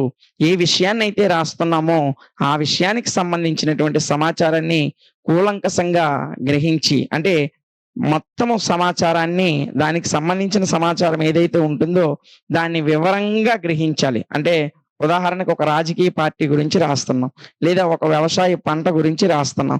దాని గురించి మొత్తం సమాచారాన్ని సేకరించి దానిని ఒక వరుస క్రమంలో అమర్చుకొని కార్యక్రమాన్ని అనేది ప్రసారం చేయాలి. ఇది ఒక ముఖ్యమైనటువంటి లక్షణం. దీనికి రేడియో రచనకు ఉన్నటువంటి లక్షణం. ఇవి ఈ యొక్క రేడియో భాషకు సంబంధించినటువంటి వివరణ. సో ఈ లాంగ్వేజ్ పేపర్లకు సంబంధించి అంటే డిగ్రీ సెకండ్ సెమ్‌లో ఇంగ్లీషు, తెలుగు పేపర్ల యొక్క 5 యూనిట్స్ లో ఉన్న ఇంపార్టెంట్ లాంగ్ ఆన్సర్ క్వెషన్స్, అదే విధంగా షార్ట్ ఆన్సర్ క్వెషన్స్ మనం మన YouTube channel DMT logics YouTube ఛానల్లో మనం ప్రొవైడ్ చేస్తూ ఉన్నాం. దీనికి సంబంధించినటువంటి మెటీరియల్‌ని కూడా మనం పీడిఎఫ్ రూపంలో ఇస్తున్నాం. ఈ యొక్క మెయిన్ సబ్జెక్టులు ఏవైతే ఉన్నాయో డిగ్రీ సెకండ్ సెమ్‌లో ఉన్నటువంటి మెయిన్ సబ్జెక్టులు maths, physics, chemistry, zoology, botany ఇలాంటి మెయిన్ సబ్జెక్టులు ఏవైతే ఉన్నాయో వాటి యొక్క రికార్డెడ్ క్లాసెస్ మరియు పీడిఎఫ్ మెటీరియల్ అనేది మన యాప్ డిఎంటి లాజిక్స్ లో మనం ప్రొవైడ్ చేసాం. ఇంకా యాప్ ఎవరైనా డౌన్లోడ్ చేసుకోకపోయినట్లయితే మీరు ప్లే స్టోర్ లోకి వెళ్ళి డిఎంటి లాజిక్స్ అని సెర్చ్ చేసినట్లయితే మన యాప్ లోగో ఈ విధంగా ఓపెన్ అవుతుంది. యాప్ డౌన్లోడ్ చేసుకోండి, అక్కడి నుంచి కోర్సులు పొందండి, క్లాసెస్ వినండి. అలాగే పీడిఎఫ్ మెటీరియల్స్, ఒక ప్రశ్నకి ఎంత రాస్తే సరిపోతుందో అంతే మ్యాటర్ ని టెక్స్ట్ బుక్ నుండి గ్రహించి వివరంగా పీడిఎఫ్ మెటీరియల్ తయారు చేసాం. కాబట్టి పీడిఎఫ్ మెటీరియల్ ఒకసారి చదివితే మీకు అర్థమైపోతుంది. క్లాస్ 1-2 సార్లు చూసి ఒకసారి పీడిఎఫ్ మెటీరియల్ చూసుకున్నట్లయితే ఈజీగా మీరు 75 out of 75 మార్క్స్ తో మీరు మీ యొక్క డిగ్రీ సెకండ్ సెమ్ ని ఈజీగా పాస్ అయిపోతారు. సో ఈ వీడియో మీకు ఉపయోగకరంగా ఉందని మేము భావిస్తున్నాం. సో మీకు నచ్చినట్లయితే ఒక లైక్ చేయండి, షేర్ చేయండి, కామెంట్ చేయండి. ఇంపార్టెంట్ లాంగ్ ఆన్సర్ క్వశ్చన్స్ లో ఇంకొక క్వశ్చన్ డిస్కస్ చేయబోతున్నాం. ఈ క్వశ్చన్ వచ్చేసి యాంకరింగ్ నిర్వహణ, దాని తీరుతెన్నులను వివరించండి. సాధారణంగా మనం ఇప్పటి వరకు ఇందులో 2 మోస్ట్ ఇంపార్టెంట్ క్వశ్చన్స్ ని డిస్కస్ చేసాం. వార్త అంటే ఏమిటి, వార్తను నిర్వచించి వార్తా రచనకు ఉండాల్సిన లక్షణాలని గురించి డిస్కస్ చేసాం ముందు వీడియోలో. అదే విధంగా రేడియో భాషకు ఉండాల్సిన లక్షణాలు, అదే విధంగా రేడియో రచనకి ఉండాల్సినటువంటి లక్షణాలు ఒక వీడియోలో డిస్కస్ చేసాం. సో ఈ 2 క్వశ్చన్లు మోస్ట్ ఇంపార్టెంట్ క్వశ్చన్స్. ఈ 2 క్వశ్చన్లతో పాటు ఒకవేళ వాటిలో ఏదైనా క్వశ్చన్ మిస్ అయినట్లయితే ఇదే యూనిట్ లో ఇంకొక ఇంపార్టెంట్ క్వశ్చన్ వచ్చేసి ఈ క్వశ్చన్. ఈ 3 క్వశ్చన్లు మీరు నేర్చుకున్నట్లయితే కంపల్సరిగా రేపు ఎగ్జామ్ లో 10కి 10 మార్కులు అనేవి తెచ్చుకోవడం జరుగుతుంది. సో ఏంటి యాంకరింగ్, దాని యొక్క తీరుతెన్నులు ఏ విధంగా ఉంటాయో మనం చూసినట్లయితే, ఈ యాంకరింగ్ అంటే ఏంటంటే పత్రికా రంగం ఏదైతే ఉందో ఆ పత్రికా రంగానికి దగ్గరగా దాదాపు అదే విధమైనటువంటి లక్షణాలను కలిగి ఉన్నదే ఈ యొక్క యాంకరింగ్. యాంకరింగ్ నే మనం తెలుగులో వ్యాఖ్యానము అంటాం. తెలుగులో ఏమంటామండి? వ్యాఖ్యానము అంటాం. ఇది పత్రికా రంగానికి సంబంధించి దగ్గరగా దాదాపు ఒకే విధమైనటువంటి లక్షణాలని కలిగి ఉంటుంది. ప్రస్తుత రోజుల్లో మనం చూసినట్లయితే మన వివిధ రకాల పండుగలు జరుపుకుంటాం ఊర్లలో, అదే విధంగా ఉత్సవాలు జరుపుతాం, పెళ్లిళ్ళని, వివాహ కార్యక్రమాలు ఏవైతే పెళ్లిళ్ళు చేసుకుంటామో ఆ వివాహ కార్యక్రమాల్లోనూ, అదే విధంగా మన ఇళ్ళలో ఏదైనా శుభకార్యాలు జరిగితే ఆ శుభకార్యాల్లోనూ అదే విధంగా పుట్టినరోజు కార్యక్రమాలు ఈ రకమైనటువంటి వివిధ రకాలైనటువంటి కార్యక్రమాల్లో మనం ఈవెంట్స్ ని ఏర్పాటు చేస్తాం. ఎవరినైనా పాటలు పాడించడానికో లేదా ఏదైనా జబర్దస్త్ లాంటి కొన్ని కామెడీ ప్రోగ్రామ్స్ ను కండక్ట్ చేస్తూ ఉంటాం. ఈ మొత్తం కార్యక్రమాన్ని నిర్వహించడానికి ఒక వ్యక్తి దాన్ని లీడ్ చేయాల్సి ఉంటుంది. ఆ లీడ్ చేసేటువంటి వ్యక్తిని మనం యాంకర్ అంటాం. సో ఆ లీడ్ చేసేటువంటి వ్యక్తిని మనం ఎవరంటాం? యాంకర్ అంటాం. ఈ యాంకరింగ్ ప్రస్తుత రోజుల్లో విపరీతమైనటువంటి ఆదరణను పొందుకుంది కాబట్టి ఈ వ్యాఖ్యానాన్ని అందించడానికి వివిధ విద్యా సంస్థలు శిక్షణను ఇస్తున్నాయి. వివిధ విద్యా సంస్థలు అంటే యాంకరింగ్ లో కూడా కోర్సులు అనేవి రావడం జరిగింది. చూడండి, ఈ వ్యాఖ్యానం అనేది పత్రికా రంగానికి దాదాపుగా దగ్గరగా ఉంటుంది.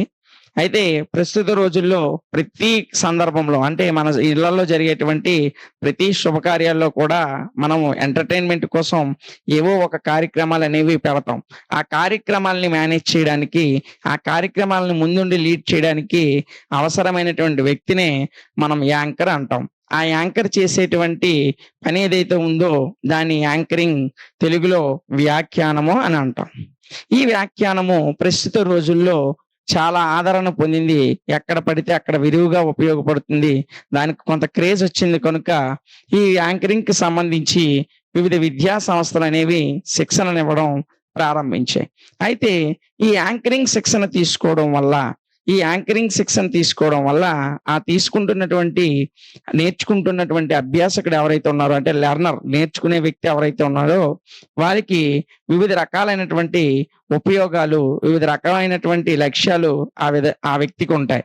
ఏంటో ఆ లక్ష్యాలు ఒకసారి మనం చూసినట్లయితే యాంకరింగ్ శిక్షణలో ఉండే లక్ష్యాలు మనం చూసినట్లయితే ముందుగా ఆ యాంకరింగ్ నేర్చుకుంటున్నటువంటి వ్యక్తి మొదటగా తన యొక్క బాగా వివరణాత్మకంగా ఒక విషయం మీద సమగ్రమైనటువంటి సమాచారాన్ని కలిగి ఉంటాడు. సో విషయం మీద పూర్తి సమాచారాన్ని ఆ వ్యక్తి కలిగి ఉండడం జరుగుతుంది. ఆ వ్యక్తి పూర్తి సమాచారం ఏదైతే విషయం గురించి మాట్లాడుతున్నాడో ఆ విషయం గురించి ఆ వ్యక్తి పూర్తి సమాచారాన్ని కలిగి ఉంటాడు. ఈ యాంకరింగ్ లో వివిధ లక్ష్యాలు ఉన్నాయని మనం చెప్పుకున్నాం. సమాచారం కలిగి ఉండడం మాత్రమే లక్ష్యం కాదు. ఈ యాంకరింగ్ వల్ల ఆ వ్యక్తికి ఏమేమి ఏర్పడతాయంటే వార్తల సేకరణ, అదే విధంగా చూడండి, ఈ యాంకరింగ్ లో శిక్షణ పొందిన వ్యక్తి వార్తలను సేకరించడం నేర్చుకుంటాడు. అదే విధంగా వ్యక్తిత్వ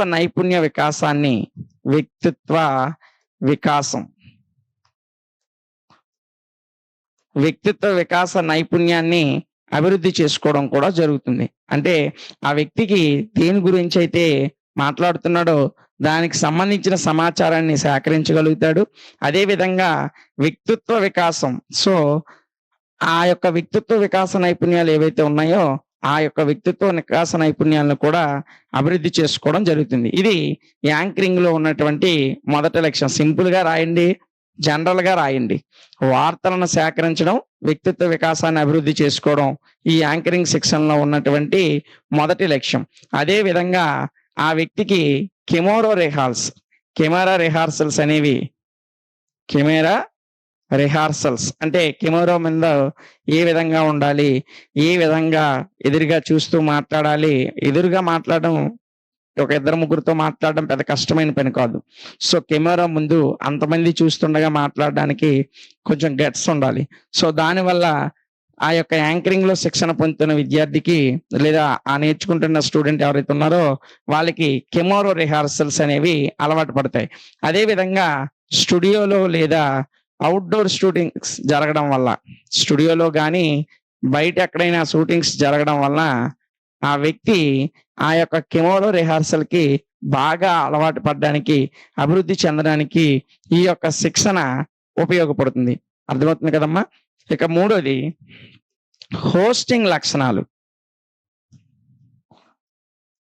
వ్యక్తికి హోస్టింగ్ లక్షణాలు అంటే ఏదైనా ఒక కార్యక్రమాన్ని నిర్వహించగలిగేటువంటి స్కిల్స్ అనేవి ఆ యొక్క విద్యార్థికి లేదా ఏదైతే ఈ యాంకరింగ్ నేర్చుకుంటున్నాడో అతనికి ఆ స్కిల్స్ లో ఆ యొక్క టాలెంట్ అనేది డెవలప్ అవుతుంది. అంటే ఏ కార్యక్రమం ఇచ్చినా, ఒక మెచ్యూరి ఫంక్షన్ ఇచ్చారు, లేదా ఒక ఒక మ్యారేజ్ ఈవెంట్ ఇచ్చారు, లేదంటే ఒక ఎంటర్టైన్మెంట్ ప్రోగ్రామ్ కి యాంకరింగ్ చేయమన్నారు. సో ఏది ఇచ్చినా సరే దాన్ని హోస్ట్ చేయటువంటి, అంటే దాన్ని ముందుండి నడిపించేటువంటి నైపుణ్యాలు, స్కిల్స్ ఏవైతే ఉన్నాయో అవి ఈ శిక్షణ వల్ల ఆ యొక్క లెర్నర్ అనేవాడికి డెవలప్ అవుతాయి.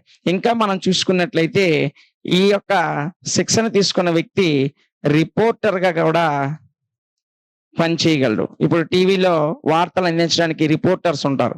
ఆ రిపోర్టర్స్ గా కూడా వీళ్ళు ఎవరైతే ఈ యాంకరింగ్ ట్రైనింగ్ తీసుకొని ఉన్నారో వాళ్ళకి ఈ ట్రైనింగ్ అనేది రిపోర్టర్ గా పనిచేయడానికి కూడా ఉపయోగపడుతుంది. ఇంకా మనం చూసినట్లయితే కాపీ రైటర్ గా, అంటే ఏదైనా ఒక విషయానికి సంబంధించి ఎదుటి వాళ్ళకి రాస్తారు కదా డైలాగ్స్, ఆ రాసేటువంటి కాపీ రైటర్ గా కూడా వారికి ఈ యొక్క యాంకరింగ్ శిక్షణ అనేది ఉపయోగపడుతుంది. అర్థమవుతుంది కదమ్మా? చూడండి, యాంకరింగ్ అంటే మనం చెప్పుకున్నాం, యాంకరింగ్ అంటే వ్యాఖ్యానము. ఇది దాదాపు పత్రికా రంగానికి సంబంధించి ఒకే రకమైనటువంటి లక్షణాలను కలిగి ఉంటుంది. ఏదైనా ఒక విషయాన్ని, ఏదైనా ఉత్సవాల్లో కానీ, పండగల్లో కానీ, లేదా శుభకార్యాల్లో కానీ ఏదైనా ఒక మొత్తం కార్యక్రమాన్ని నిర్వహించడానికి ముందుండి నడిపించే వ్యక్తినే యాంకర్ అంటాం. అతను చేసేటువంటి పనులు ఏవైతే ఉన్నాయో, అతను ఏ విధంగా అయితే లీడ్ చేస్తున్నాడో ఆ విధానాన్ని మనం యాంకరింగ్ అన్నాం. సో ఈ యాంకరింగ్ లో మనం ముఖ్యంగా చూసినట్లయితే ఈ యొక్క యాంకరింగ్ కి ఈ మధ్యన డిమాండ్ పెరిగింది కాబట్టి వివిధ రకాల విద్యా సంస్థలు యాంకరింగ్ కి శిక్షణను ఇస్తున్నాయి. ఇందులో ఈ యొక్క యాంకరింగ్ శిక్షణలో వివిధ రకాల లక్ష్యాలు ఉన్నాయి. అవి ఏంటో ఒకసారి చూసినట్లయితే వార్తలు సేకరించడం మరియు వ్యక్తిత్వ వికాసం. యాంకరింగ్ శిక్షణ తీసుకుంటున్న వ్యక్తిలో వార్తలను సేకరించేటువంటి ఒక క్వాలిటీ, అదే విధంగా ఆ వ్యక్తి యొక్క వ్యక్తిత్వ వికాసం కూడా డెవలప్ అవ్వడం అనేది జరుగుతుంది. అదే విధంగా ఆ వ్యక్తి అనేవాడు ఎవరైతే యాంకరింగ్ శిక్షణ తీసుకుంటున్నాడో అతడు కెమెరా రిహార్సల్స్, కెమెరా ముందు ఏ విధంగా ఉండాలి, హావభావాలు ఏ విధంగా ఉండాలి, ఏ విధమైనటువంటి ప్రదర్శన ఇచ్చేటప్పుడు ఏ విధంగా కెమెరా పోజ్ ఇవ్వాలి అనేటువంటి విషయాలు కూడా ఈ వ్యక్తిత్వ ఈ వ్యాఖ్యానం సంబంధించినటువంటి ట్రైనింగ్ ఏదైతే ఉందో ఆ ట్రైనింగ్ లో అతను ఆ లక్షణాలను నేర్చుకుంటాడు. అదే విధంగా స్టూడియోలో కానీ బయట కానీ షూటింగ్ జరగడం వల్ల ఆ యొక్క స్టూడియోలో షూట్ చేసిన లేదా బయట షూట్ చేసిన ఆ ప్రాంతానికి తగ్గట్టు అతను తన యొక్క రికార్డింగ్ స్కిల్ ని, అంటే అది రికార్డ్ చేసేటప్పుడు అతను ఏ విధంగా మాట్లాడుతున్నాడో ఆ రికార్డింగ్ స్కిల్ ని డెవలప్ చేసుకోవడానికి కూడా ఇది బాగా ఉపయోగపడుతుంది. ఇంకా మనం చూసినట్లయితే హోస్టింగ్ లక్షణాలు, అంటే ఒక కార్యక్రమాన్ని హోస్ట్ చేయడం, అంటే ఒక కార్యక్రమాన్ని ముందుండి నడిపించేటువంటి లక్షణాలు అనేవి ఈ యొక్క యాంకరింగ్ ట్రైనింగ్ వల్ల, అంటే ఈ యొక్క వ్యాఖ్యానం సంబంధించిన శిక్షణ తీసుకోవడం వల్ల ఆ వ్యక్తుల్లో అవి డెవలప్ అవుతాయి.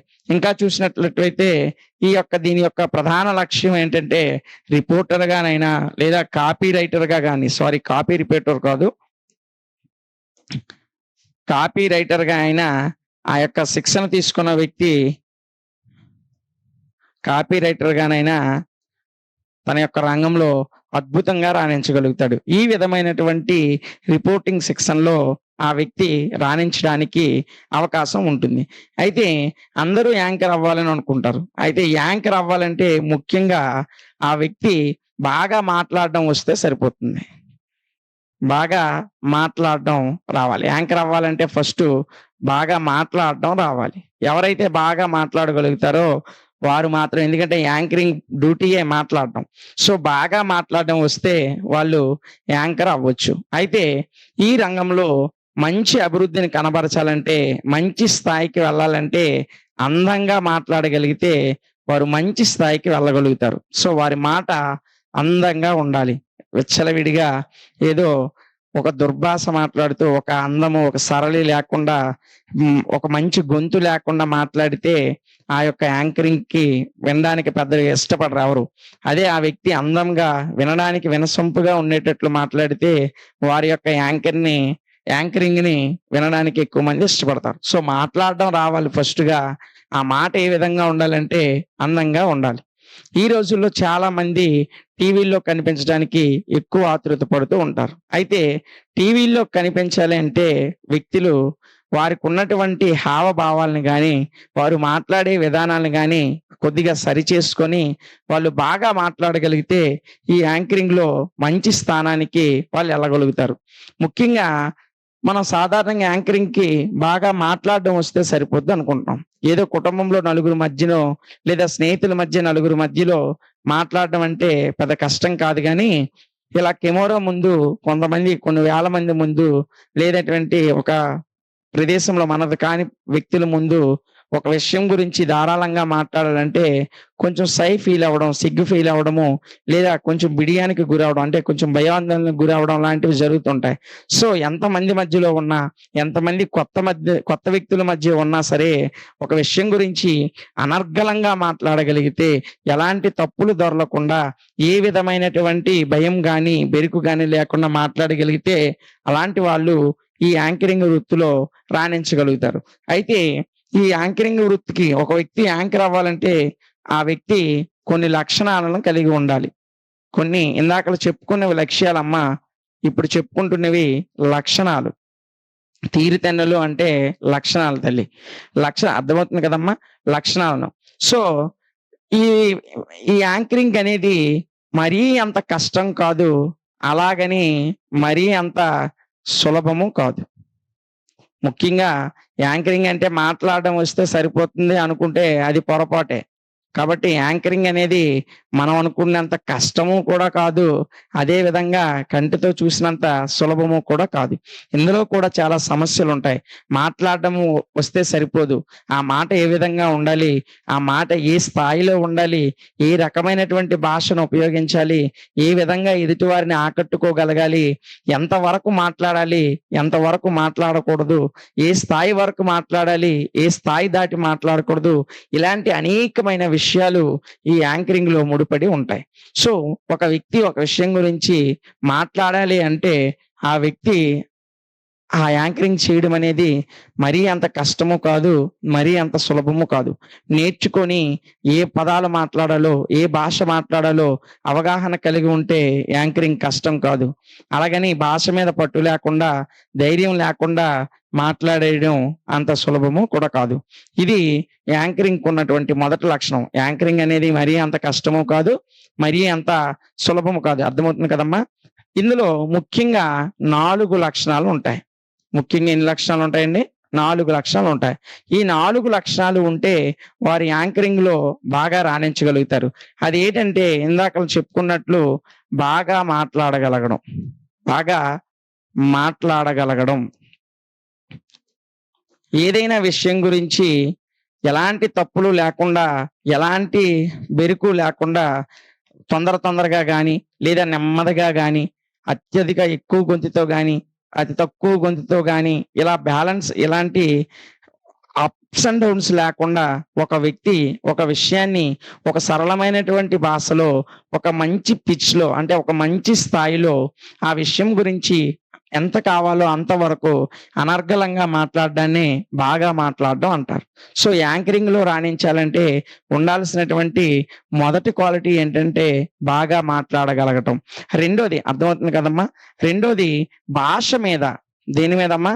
ఏ భాషలో అయితే యాంకరింగ్ చేస్తున్నారో ఆ భాష మీద ఆ యాంకరింగ్ చేస్తున్న వ్యక్తికి చక్కని పట్టుండాలి. మంచి కమాండ్ ఉండాలి. లాంగ్వేజ్ మీద ఎప్పుడైతే మనకి కమాండ్ ఉంటదో ఆ భాషను మనం ఈజీగా మాట్లాడగలుగుతాం. ఆ విషయాన్ని బాగా వివరించగలుగుతాం. ఇప్పుడు ఉదాహరణకి ఈ టీవీల్లో మనం చాలా సినిమా ఆడియో ఫంక్షన్స్‌లో లేదా ఏదైనా ఓపెనింగ్ కార్యక్రమాల్లో పెద్దవాళ్ళు వచ్చినప్పుడు లేదా పెద్ద పెద్ద హీరోలు లేదా స్పోర్ట్స్ మెన్స్ వచ్చేటప్పుడు అక్కడ ఉన్నటువంటి ఎవరైతే యాంకర్స్ ఉన్నారో వాళ్ళు ఆ సినిమా స్టార్స్‌ని హైప్ పెంచడం కొరకు కొన్ని పదాలని ఒక కొత్త పదాలని అత్యద్భుతమైనటువంటి పదాలతో వారు ఆకట్టుకుంటారు. ఉదాహరణకి ఒక 'పవన్ కళ్యాణ్' గురించి మాట్లాడేటప్పుడు అతన్ని ఏమంటారు? 6 అడుగుల బుల్లెట్టు, ఆజానుబాహుడు, సైన్యం అతడే అతని సైన్యము. ఇలాంటి కొన్ని పదాలు ఏవైతే ఉంటాయంటే సాధారణంగా సినిమా విషయాలు ఎక్కువగా ప్రస్తావించకూడదు కాబట్టి ప్రస్తావించట్లేదు. మీరు బాగానే చూసుంటారు. మనం ఏదైనా సరే ఈ సినిమా ఆడియో ఫంక్షన్స్‌లో మనం ఈ యాంకర్ హీరోను పొగుడుతూ ఉంటది. ఇదిగో ఇప్పుడే లోపలికి వచ్చాడు మగధీరుడు రామ్ చరణ్ వస్తూ ఉంటే మగధీరుడు గ్లోబల్ స్టార్ రామ్ చరణ్, లేదా ఎన్టీఆర్ వస్తుంటే నట సింహం అని, లేదంటే వాళ్ళ బాబాయ్ బాలకృష్ణ అయిన నటసింహం అని, ఇలా ఒక్కొక్క రకాలైనటువంటి హీరోలు వచ్చినప్పుడు వాళ్ళకున్నటువంటి బిరుదులతో వాళ్ళ యొక్క క్రేజ్ ని వింటున్న వాళ్ళలో ఇంకా హైప్ పెంచడం కోసం ఒక మంచి పదాలని, ఒక మంచి భాషలో మంచి పట్టున్నటువంటి పదాలని యాంకర్స్ అనేవారు వాడుతూ ఉంటారు. అలా వాడడానికి వాళ్ళకి ఫస్ట్ మొట్టమొదటిగా భాష మీద చక్కని పట్టు ఉండాలి. అలా చక్కని పట్టున్నప్పుడు మాత్రమే ఆ భాష మీద ఆ యాంకరింగ్ లో వాళ్ళు రాణించగలుగుతారు. ఉదాహరణకి నాకు తెలిసినటువంటి ఇప్పుడు శ్రీశ్రీ అనేటువంటి మహాకవి మీ అందరికీ తెలుసు. శ్రీశ్రీ గురించి వర్ణించుకుంటూ వెళ్తే శ్రీశ్రీ ఒక విప్లవ సృష్టికర్త. ఆయన రాసినటువంటి మహాప్రస్థానము మరో లోకానికి ప్రతి మనిషిని తీసుకుని వెళ్ళగలుగుతుంది. నరాల్లో రక్తాన్ని ఉరకలెత్తిస్తుంది. ఆయన యొక్క ఖడ్గ సృష్టి గాని, సిప్రాలి గాని ఆయన రచనల్లోని వేడిని వాడిని మనకి పరిచయం చేస్తుంది. ఈ విధమైనటువంటి వర్ణన మనకి ఎప్పుడు వస్తుందంటే భాష మీద పట్టుండేటప్పుడు వస్తుంది. కాబట్టి యాంకరింగ్ నేర్చుకున్న వాళ్ళకి ఈ భాష మీద చక్కని పట్టు అనేది ఉండాలి.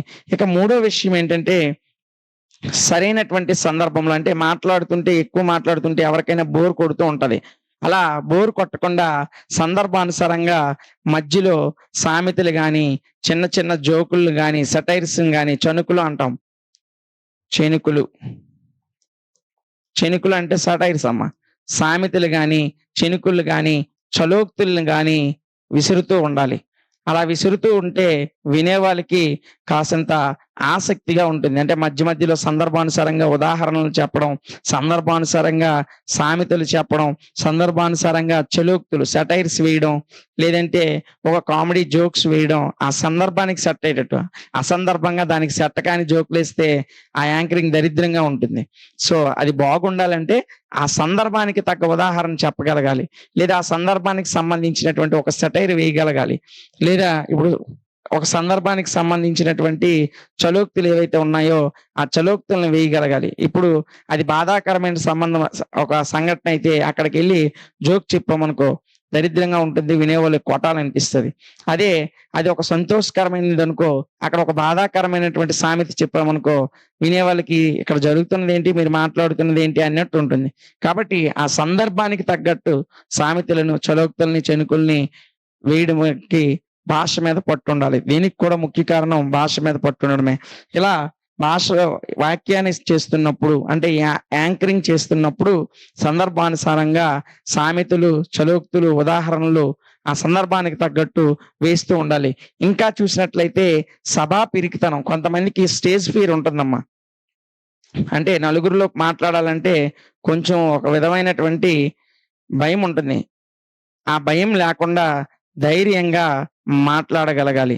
సభా పిరికితనం అంటే స్టేజ్ ఫియర్ లేకుండా ఎలాంటి, అంటే చాలా మంది పిల్లలు సభల్లో మాట్లాడాలన్నా, అంటే మామూలు ఫ్రెండ్స్ తో చాలా బాగా మాట్లాడతారు, వాళ్ళ యొక్క కుటుంబంలో గట్టిగానే మాట్లాడతారు. కానీ ఎక్కడైనా సందర్భంలో స్టేజ్ ఎక్కాల్సి వచ్చి ఆ స్టేజ్ మీద మాట్లాడమంటే మాత్రం వాళ్ళు ఏం మాట్లాడాలో తెలియక కొంచెం శివరంగా అవుతూ ఉంటారు.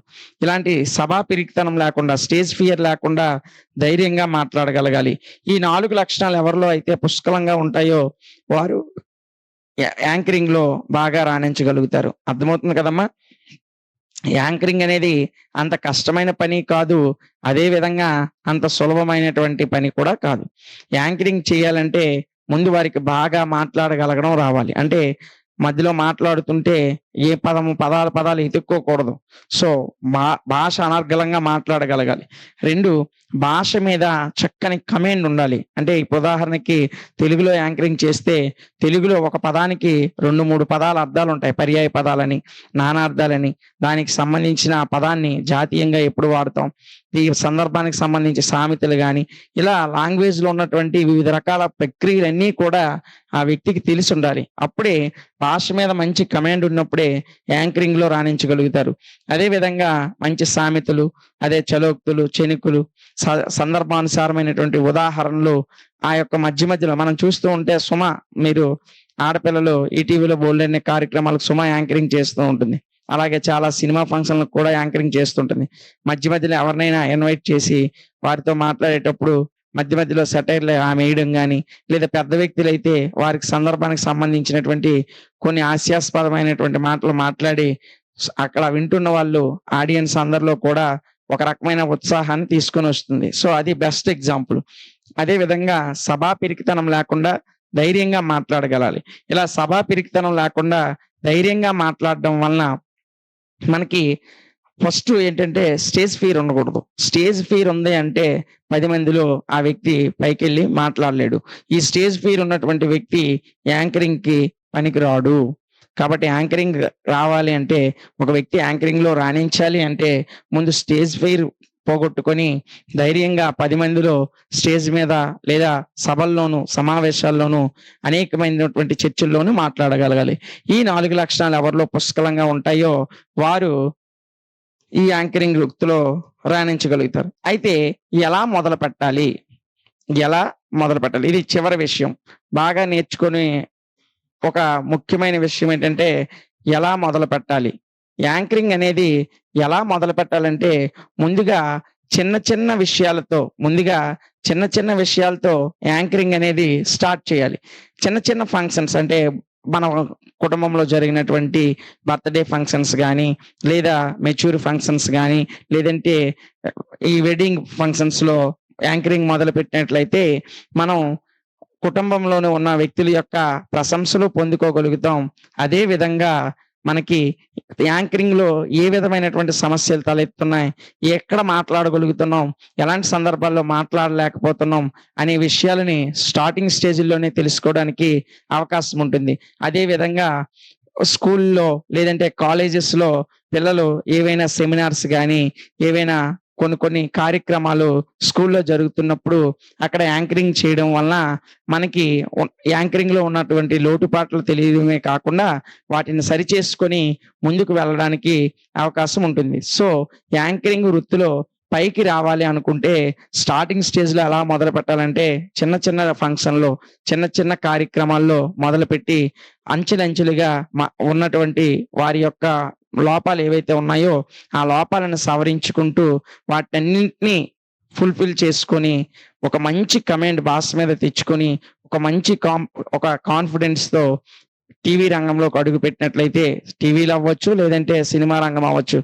ఎందులోనైనా అడుగుపెడితే ఎప్పుడైతే మనం స్టార్టింగ్ స్టేజ్‌లో చిన్న కార్యక్రమాల ద్వారా పైకెళ్తామో మనం కొంచెం మంచి స్టేజ్‌కెళ్ళేసరికి మన లోపాలన్నీ మనకు తెలిసుంటాయి. ఆ లోపాలన్నీ సరిచేసుకొని పెద్దగా ముందుకెళ్ళేటప్పుడు అంటే పెద్ద కార్యక్రమాల్లోకి వెళ్ళేటప్పుడు మనలో ఉన్నటువంటి వీక్‌నెస్‌లన్నీ కూడా మనకు ఆల్రెడీ తెలిసుంటాయి. వాటిని నివృత్తి చేసుకొని అంటే వాటిని అన్నిటిని కూడా ఫుల్‌ఫిల్ చేసుకొని మనం స్ట్రాంగ్‌గా మనం ఏవైనా పెద్ద కార్యక్రమాల్లోకి వెళ్ళడానికి అవకాశం ఉంటుంది. ఇది యాంకరింగు. ఆ యాంకరింగ్‌లో ఉన్నటువంటి లక్షణాలు, యాంకరింగ్ శిక్షణ వల్ల వచ్చేటువంటి మనకి ఉపయోగాలు, లేదంటే యాంకరింగ్ చెయ్యాలంటే అసలు ఏ లక్షణాలు కలిగి ఉండాలి, యాంకరింగ్‌ని ప్రారంభించడానికి ముందు ఎలా మొదలుపెట్టాలి, ఏ కార్యక్రమాల ద్వారా మొదలుపెట్టాలనే విషయాన్ని మనం ఈ క్లాస్‌లో పూర్తిగా విన్నాం. సో, ఇది పెద్ద ఇంపార్టెంట్ క్వెషన్ అని చెప్పను. అలాగని ఇంపార్టెంట్ కాదని కూడా చెప్పను. సో, 90% ఇది ఇవ్వడానికి అవకాశం ఉంది.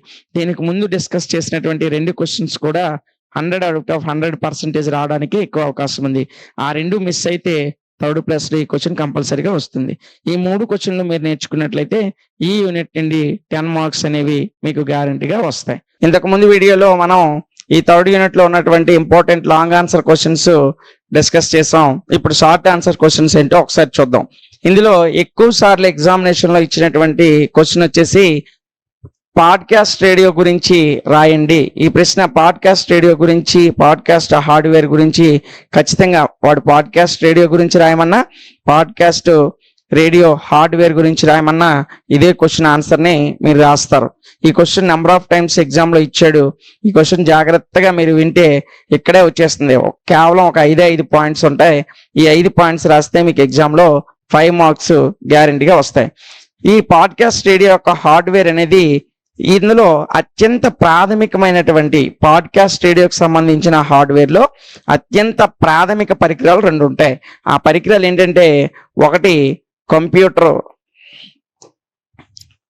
ఒకటి వచ్చేసి కంప్యూటర్, రెండోది వచ్చేసి మైక్రోఫోన్. కంప్యూటర్ మరియు మైక్రోఫోన్ ఇవి ఈ పాడ్కాస్ట్ రేడియో హార్డ్వేర్లో ఉన్నటువంటి ప్రాథమిక పరికరాలు. ప్రాథమిక పాడ్కాస్టింగ్ చేయాలంటే ప్రాథమికంగా ఉండవలసిన పరికరాలు ఏంటంటే మొదటిది కంప్యూటరు, రెండోది మైక్రోఫోన్. ఈ రెండు పరికరాలు అనేవి అత్యంత ప్రాథమికమైన పరికరాలు. వీటితో పాటు సౌండ్ ప్రూఫ్ గది మరియు హెడ్ ఫోన్ కూడా ఉంటే ఉపయోగకరంగా ఉంటుంది. సౌండ్ ప్రూఫ్ గది అంటే ఈ పాడ్కాస్టింగ్ చేసేటప్పుడు ఏ గదిలోనైతే చేస్తున్నామో ఆ గది సౌండ్ ప్రూఫ్గా ఎలాంటి శబ్దాలు గట్ట లేకుండా ఉన్న గది. అదేవిధంగా హెడ్ ఫోన్స్ ఉన్నట్లయితే మరింత ఉపయోగకరంగా ఉంటుంది. అందులో ఈ పాడ్కాస్టింగ్ చేసే దాంట్లో మరింత ఉపయోగకరంగా ఈ రెండు ఉపయోగపడతాయి, సౌండ్ ప్రూఫ్ గది, హెడ్ ఫోన్స్. మీరు రాయాల్సింది ఏంటంటే ఈ యొక్క పాడ్కాస్ట్ రేడియో హార్డ్వేర్లో ప్రాథమికమైనటువంటి అత్యంత ఉపయోగకరమైన పరికరాలు ఒకటి కంప్యూటర్, రెండు మైక్రోఫోన్.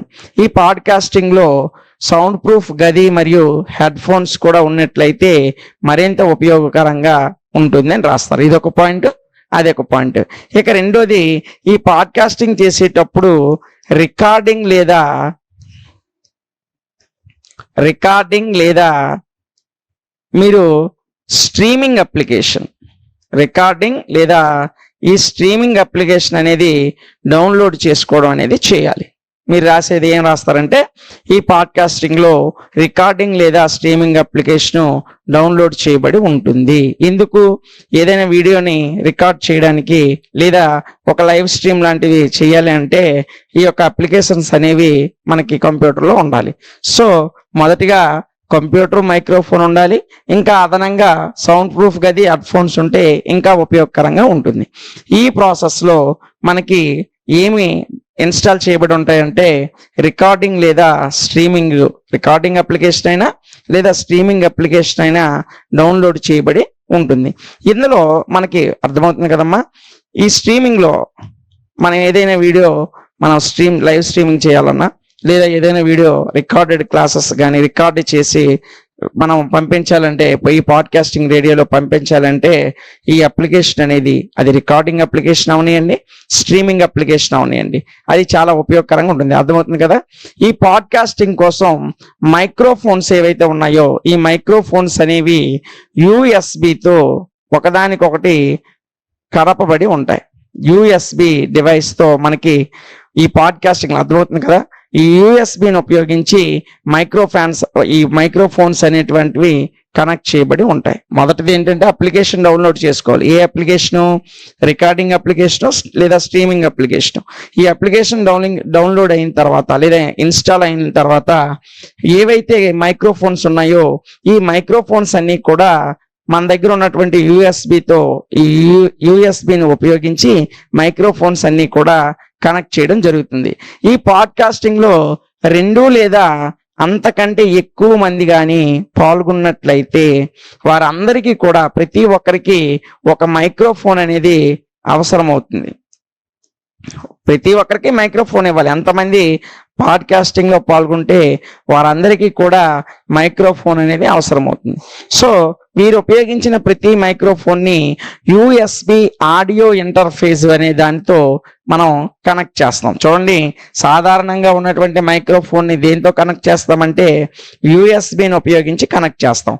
సో ఎక్కువ మైక్రోఫోన్స్ ఉండేటప్పుడు మనం ఉపయోగించేది USB audio interface. USB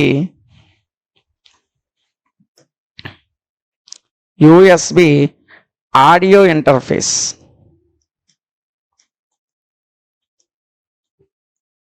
USB audio interface ఉపయోగించి మనం ఈ యొక్క మైక్రోఫోన్ ఎంతమంది అయితే పాడ్కాస్టింగ్ లో పాల్గొంటున్నారో వారందరూ ఉపయోగించేటువంటి మైక్రోఫోన్ని మనం కనెక్ట్ చేయడం జరుగుతుంది. అయితే ఇంకా మనం ఏదైనా లైవ్ స్ట్రీమింగ్ పెట్టాలనుకుంటున్నాం, ఒక వీడియోని లైవ్ స్ట్రీమ్ ఇవ్వాలనుకుంటున్నాం. ఇలాంటి లైవ్ స్ట్రీమింగ్ లో కానీ ఒక వీడియోని రికార్డ్ చేసి అప్లోడ్ చేయాలంటే అప్పుడు అదనంగా లైట్స్ని ఉపయోగించడం, అంటే కాంతిని పెంచడం కోసం ఎక్స్ట్రా లైటింగ్, అదే విధంగా వీడియోని రికార్డ్ చేయాలంటే వెబ్ క్యామ్ అవసరం అవుతాయి. లైటు లేదా వెబ్ క్యాము, లైటు లేదా వెబ్ క్యామ్ అనేవి అవసరం అవుతాయి. పాడ్కాస్టింగ్ లో ముఖ్యంగా మనకు కావలసినటువంటి పరికరాలు రెండు. అవేంటంటే ఒకటోది వచ్చేసి చూడండి, ఇందులో ముఖ్యంగా మనకు ఉపయోగపడేటువంటి అత్యంత ప్రాథమిక పరికరాలు ఈ రెండే. అవేంటంటే కంప్యూటర్ ఒకటి, మైక్రోఫోన్ ఒకటి. ఈ రెండిట్లతో పాటు ఇంకా మనకి ఉపయోగకరంగా ఉండాలంటే ఒకటి వచ్చేసి సౌండ్ ప్రూఫ్ గది, ఇంకోటేమో హెడ్ ఫోన్స్. ఈ సౌండ్ ప్రూఫ్ గది, హెడ్ ఫోన్స్ రెండు కూడా మనకు ఇంకా ఎక్స్ట్రాగా ఉన్నట్లయితే ఇంకొంచెం ఉపయోగకరంగా ఉంటుంది. ఇవి లేకపోయినా పాడ్కాస్టింగ్ అనేది జరుగుతుంది. సో ఈ పాడ్కాస్టింగ్ రేడియో హార్డ్వేర్ లో ముఖ్యమైనవి కంప్యూటర్, మైక్రోఫోన్. ఇవి రెండు కంపల్సరీగా ఉండాలి. ఇవి లేకపోతే పాడ్కాస్టింగ్ అనేది జరగదు. సో వీటితో పాటు మనం పాడ్కాస్టింగ్ ఎక్కడైతే చేస్తున్నామో ఆ గది సౌండ్ ప్రూఫ్ అయ్యి ఉండాలి. అదేవిధంగా హెడ్ ఫోన్స్ కూడా, అంటే బయట శబ్దాలు వినపడకుండా ఉండడం కొరకు హెడ్ ఫోన్స్ కూడా ఉన్నట్లయితే మరింత ఉపయోగకరంగా ఉంటుంది. సో ఈ పాడ్కాస్టింగ్ చేసే ముందు కంప్యూటర్లో రికార్డింగ్ అప్లికేషన్ కానీ స్ట్రీమింగ్ అప్లికేషన్ కానీ ఇన్స్టాల్ చేసుకొని ఉండాలి. ఈ ఇన్స్టాల్ చేయబడి ఉండాలి. ఎందుకంటే మనం వీడియోని రికార్డ్ చేయాలన్నా లేదా ఒక లైవ్ స్ట్రీమింగ్ ఇవ్వాలన్నా మనకి ఈ అప్లికేషన్ అనేది అవసరం అవుతుంది. అదేవిధంగా ఇందులో మనకి కంప్యూటర్తో పాటు మైక్రోఫోన్స్ కూడా ఉండాలని చెప్పాం. ఈ మైక్రోఫోన్స్ ని యూఎస్బి సహాయంతో ఒకదానితో మనం ఒకటి కనెక్ట్ చేస్తాం. సో అలా కాకుండా ఇద్దరు లేదా అంతకన్నా ఎక్కువ మంది ఉన్నారనుకో, అప్పుడు రెండు లేదా ఎక్కువ మైక్రోఫోన్స్ అవసరం అవుతాయి. ఇలా ఎక్కువ మైక్రోఫోన్స్ ఉపయోగించేటప్పుడు ఈ మైక్రోఫోన్స్ అన్నిటినీ కూడా యూఎస్బి ఆడియో ఇంటర్ఫేసెస్ ఉపయోగించి మనం కనెక్ట్ చేయడం జరుగుతుంది. ఇంకా ఎప్పుడైనా సరే మనం ఈ యొక్క పాడ్కాస్ట్ రేడియోలో లైవ్ స్ట్రీమింగ్ ఇవ్వాలన్నా, వీడియో రికార్డ్ చేసి ఇవ్వాలన్నా మనకి వెబ్ క్యామ్ అనేది అవసరం అవుతుంది. దీంతో పాటు ఈ యొక్క లైవ్ స్ట్రీమింగ్ కాబట్టి ఆ గది యొక్క లైటింగ్ ని కొంచెం పెంచడం కొరకు, అంటే వీడియో క్లారిటీ కోసం ఇంకా ఎక్స్ట్రా లైటింగ్ అనేది కూడా అవసరం అవుతుంది. ఇది పాడ్కాస్టింగ్ రేడియో యొక్క దాని యొక్క పూర్తి డేటా. సో ఇది చాలా ఈజీగానే ఉంటుంది. ఒక 5 పాయింట్లు, 1 2 3 4 5 6 పాయింట్లు. ఈ 6 పాయింట్స్ మీరు నేర్చుకున్నట్లయితే వీటిని యాజ్ ఇట్ ఈజ్ గా అలాగే రాస్తే మీకు ఎగ్జామినేషన్ లో 5కి 5 మార్క్స్ అనేది ఈ క్వశ్చన్ నుండి రావడం జరుగుతుంది. ఇదమ్మా ఇందులో ఈ యూనిట్ లో ఉన్నటువంటి ఒక important short answer question. Next వీడియోలో ఇంకో షార్ట్ ఆన్సర్ క్వశ్చన్ ని మనం డిస్కస్ చేద్దాం. సో ఈ యొక్క లాంగ్వేజ్ పేపర్లకు సంబంధించిన 5 యూనిట్స్ లో ఉన్నటువంటి తెలుగు, ఇంగ్లీష్ లో పేపర్ లో ఉన్న 5 యూనిట్స్ లో ఉన్నటువంటి అన్ని క్వశ్చన్స్, లాంగ్ ఆన్సర్స్ అయితేనేమి, షార్ట్ ఆన్సర్స్ అయితేనేమి, ఈ రెండిట్లు రకాల క్వశ్చన్స్ ని వేరువేరుగా రికార్డ్ చేసి మన యూట్యూబ్ లో అప్లోడ్ చేయడం జరుగుతుంది. సో మీరు యూట్యూబ్ లో క్లాసులు వింటున్నారు. ఇంకా దీనికి సంబంధించినటువంటి లాంగ్వేజ్ పేపర్లకు సంబంధించిన అన్ని యూనిట్ లో ఉన్న క్వశ్చన్స్ అన్ని కూడా మనం మన యూట్యూబ్ ఛానల్లో ప్రొవైడ్ చేసాం. వీటికి సంబంధించినటువంటి మెయిన్ పేపర్స్ ఏవైతే ఉన్నాయో, డిగ్రీ సెకండ్ సెమ్ సంబంధించి main papers maths, physics, chemistry, అలాగే జువాలజీ, బాటనీ, ఇలాగా ఏవైతే అన్ని సబ్జెక్టుల యొక్క మెయిన్ కోర్సెస్ అన్ని కూడా మన యొక్క యాప్ డిఎంటి లాజిక్స్ యాప్లో రికార్డెడ్ వీడియో క్లాస్ ప్రొవైడ్ చేసాం. అదే విధంగా దానికి సంబంధించినటువంటి టెక్స్ట్ బుక్ లో ఉన్నటువంటి పాయింట్స్ ని నోట్స్ గా రాసి ఎగ్జామినేషన్ కి ఎంత అవసరమో ఆ పాయింట్స్ ని మాత్రము మెన్షన్ చేస్తూ చాలా సులభంగా మీకు చదివితే అర్థమైపోయే విధంగా ఎగ్జామ్ కి ఎంతవరకు సరిపోద్దో అంతవరకు ఆ యొక్క నోట్స్ ని ప్రిపేర్ చేసి పీడిఎఫ్ రూపంలో మీకు ఇచ్చాం. కాబట్టి క్లాసులు వినండి, అలాగే పీడిఎఫ్ డౌన్లోడ్ చేసి చదువుకోండి. అప్పుడు మీరు ఎగ్జామినేషన్ లో 75 out of 75 మార్క్స్ తో ఈజీగా పాస్ అవ్వగలుగుతారు. ఇది మన యొక్క యాప్ ఇంకా ఎవరికైనా తెలియకపోయినట్లయితే మీ ఫ్రెండ్స్కి మన యాప్ని తెలియజేయండి. వారు మీ ద్వారా యాప్ని డౌన్లోడ్ చేసుకుంటే మీకు క్యాష్ బ్యాక్ వస్తుంది. ఆ క్యాష్ బ్యాక్ నెక్స్ట్ క్లాసెస్ మీరు పర్చేస్ చేసేటప్పుడు ఆ క్యాష్ బ్యాక్ మీకు ఉపయోగకరంగా ఉంటుంది. మన వీడియో మీకు నచ్చినట్లయితే లైక్ చేసి, షేర్ చేసి, కామెంట్ చేయండి. ఇంకా మీకు తెలియనటువంటి ఫ్రెండ్స్ ఎవరైనా ఉంటే వారికి కూడా మన ఛానల్ సబ్స్క్రైబ్ చేసుకునేటట్లు ప్రోత్సహించండి. నెక్స్ట్ క్లాస్లో ఇంకో క్వశ్చన్తో కలుద్దాం. Thank you.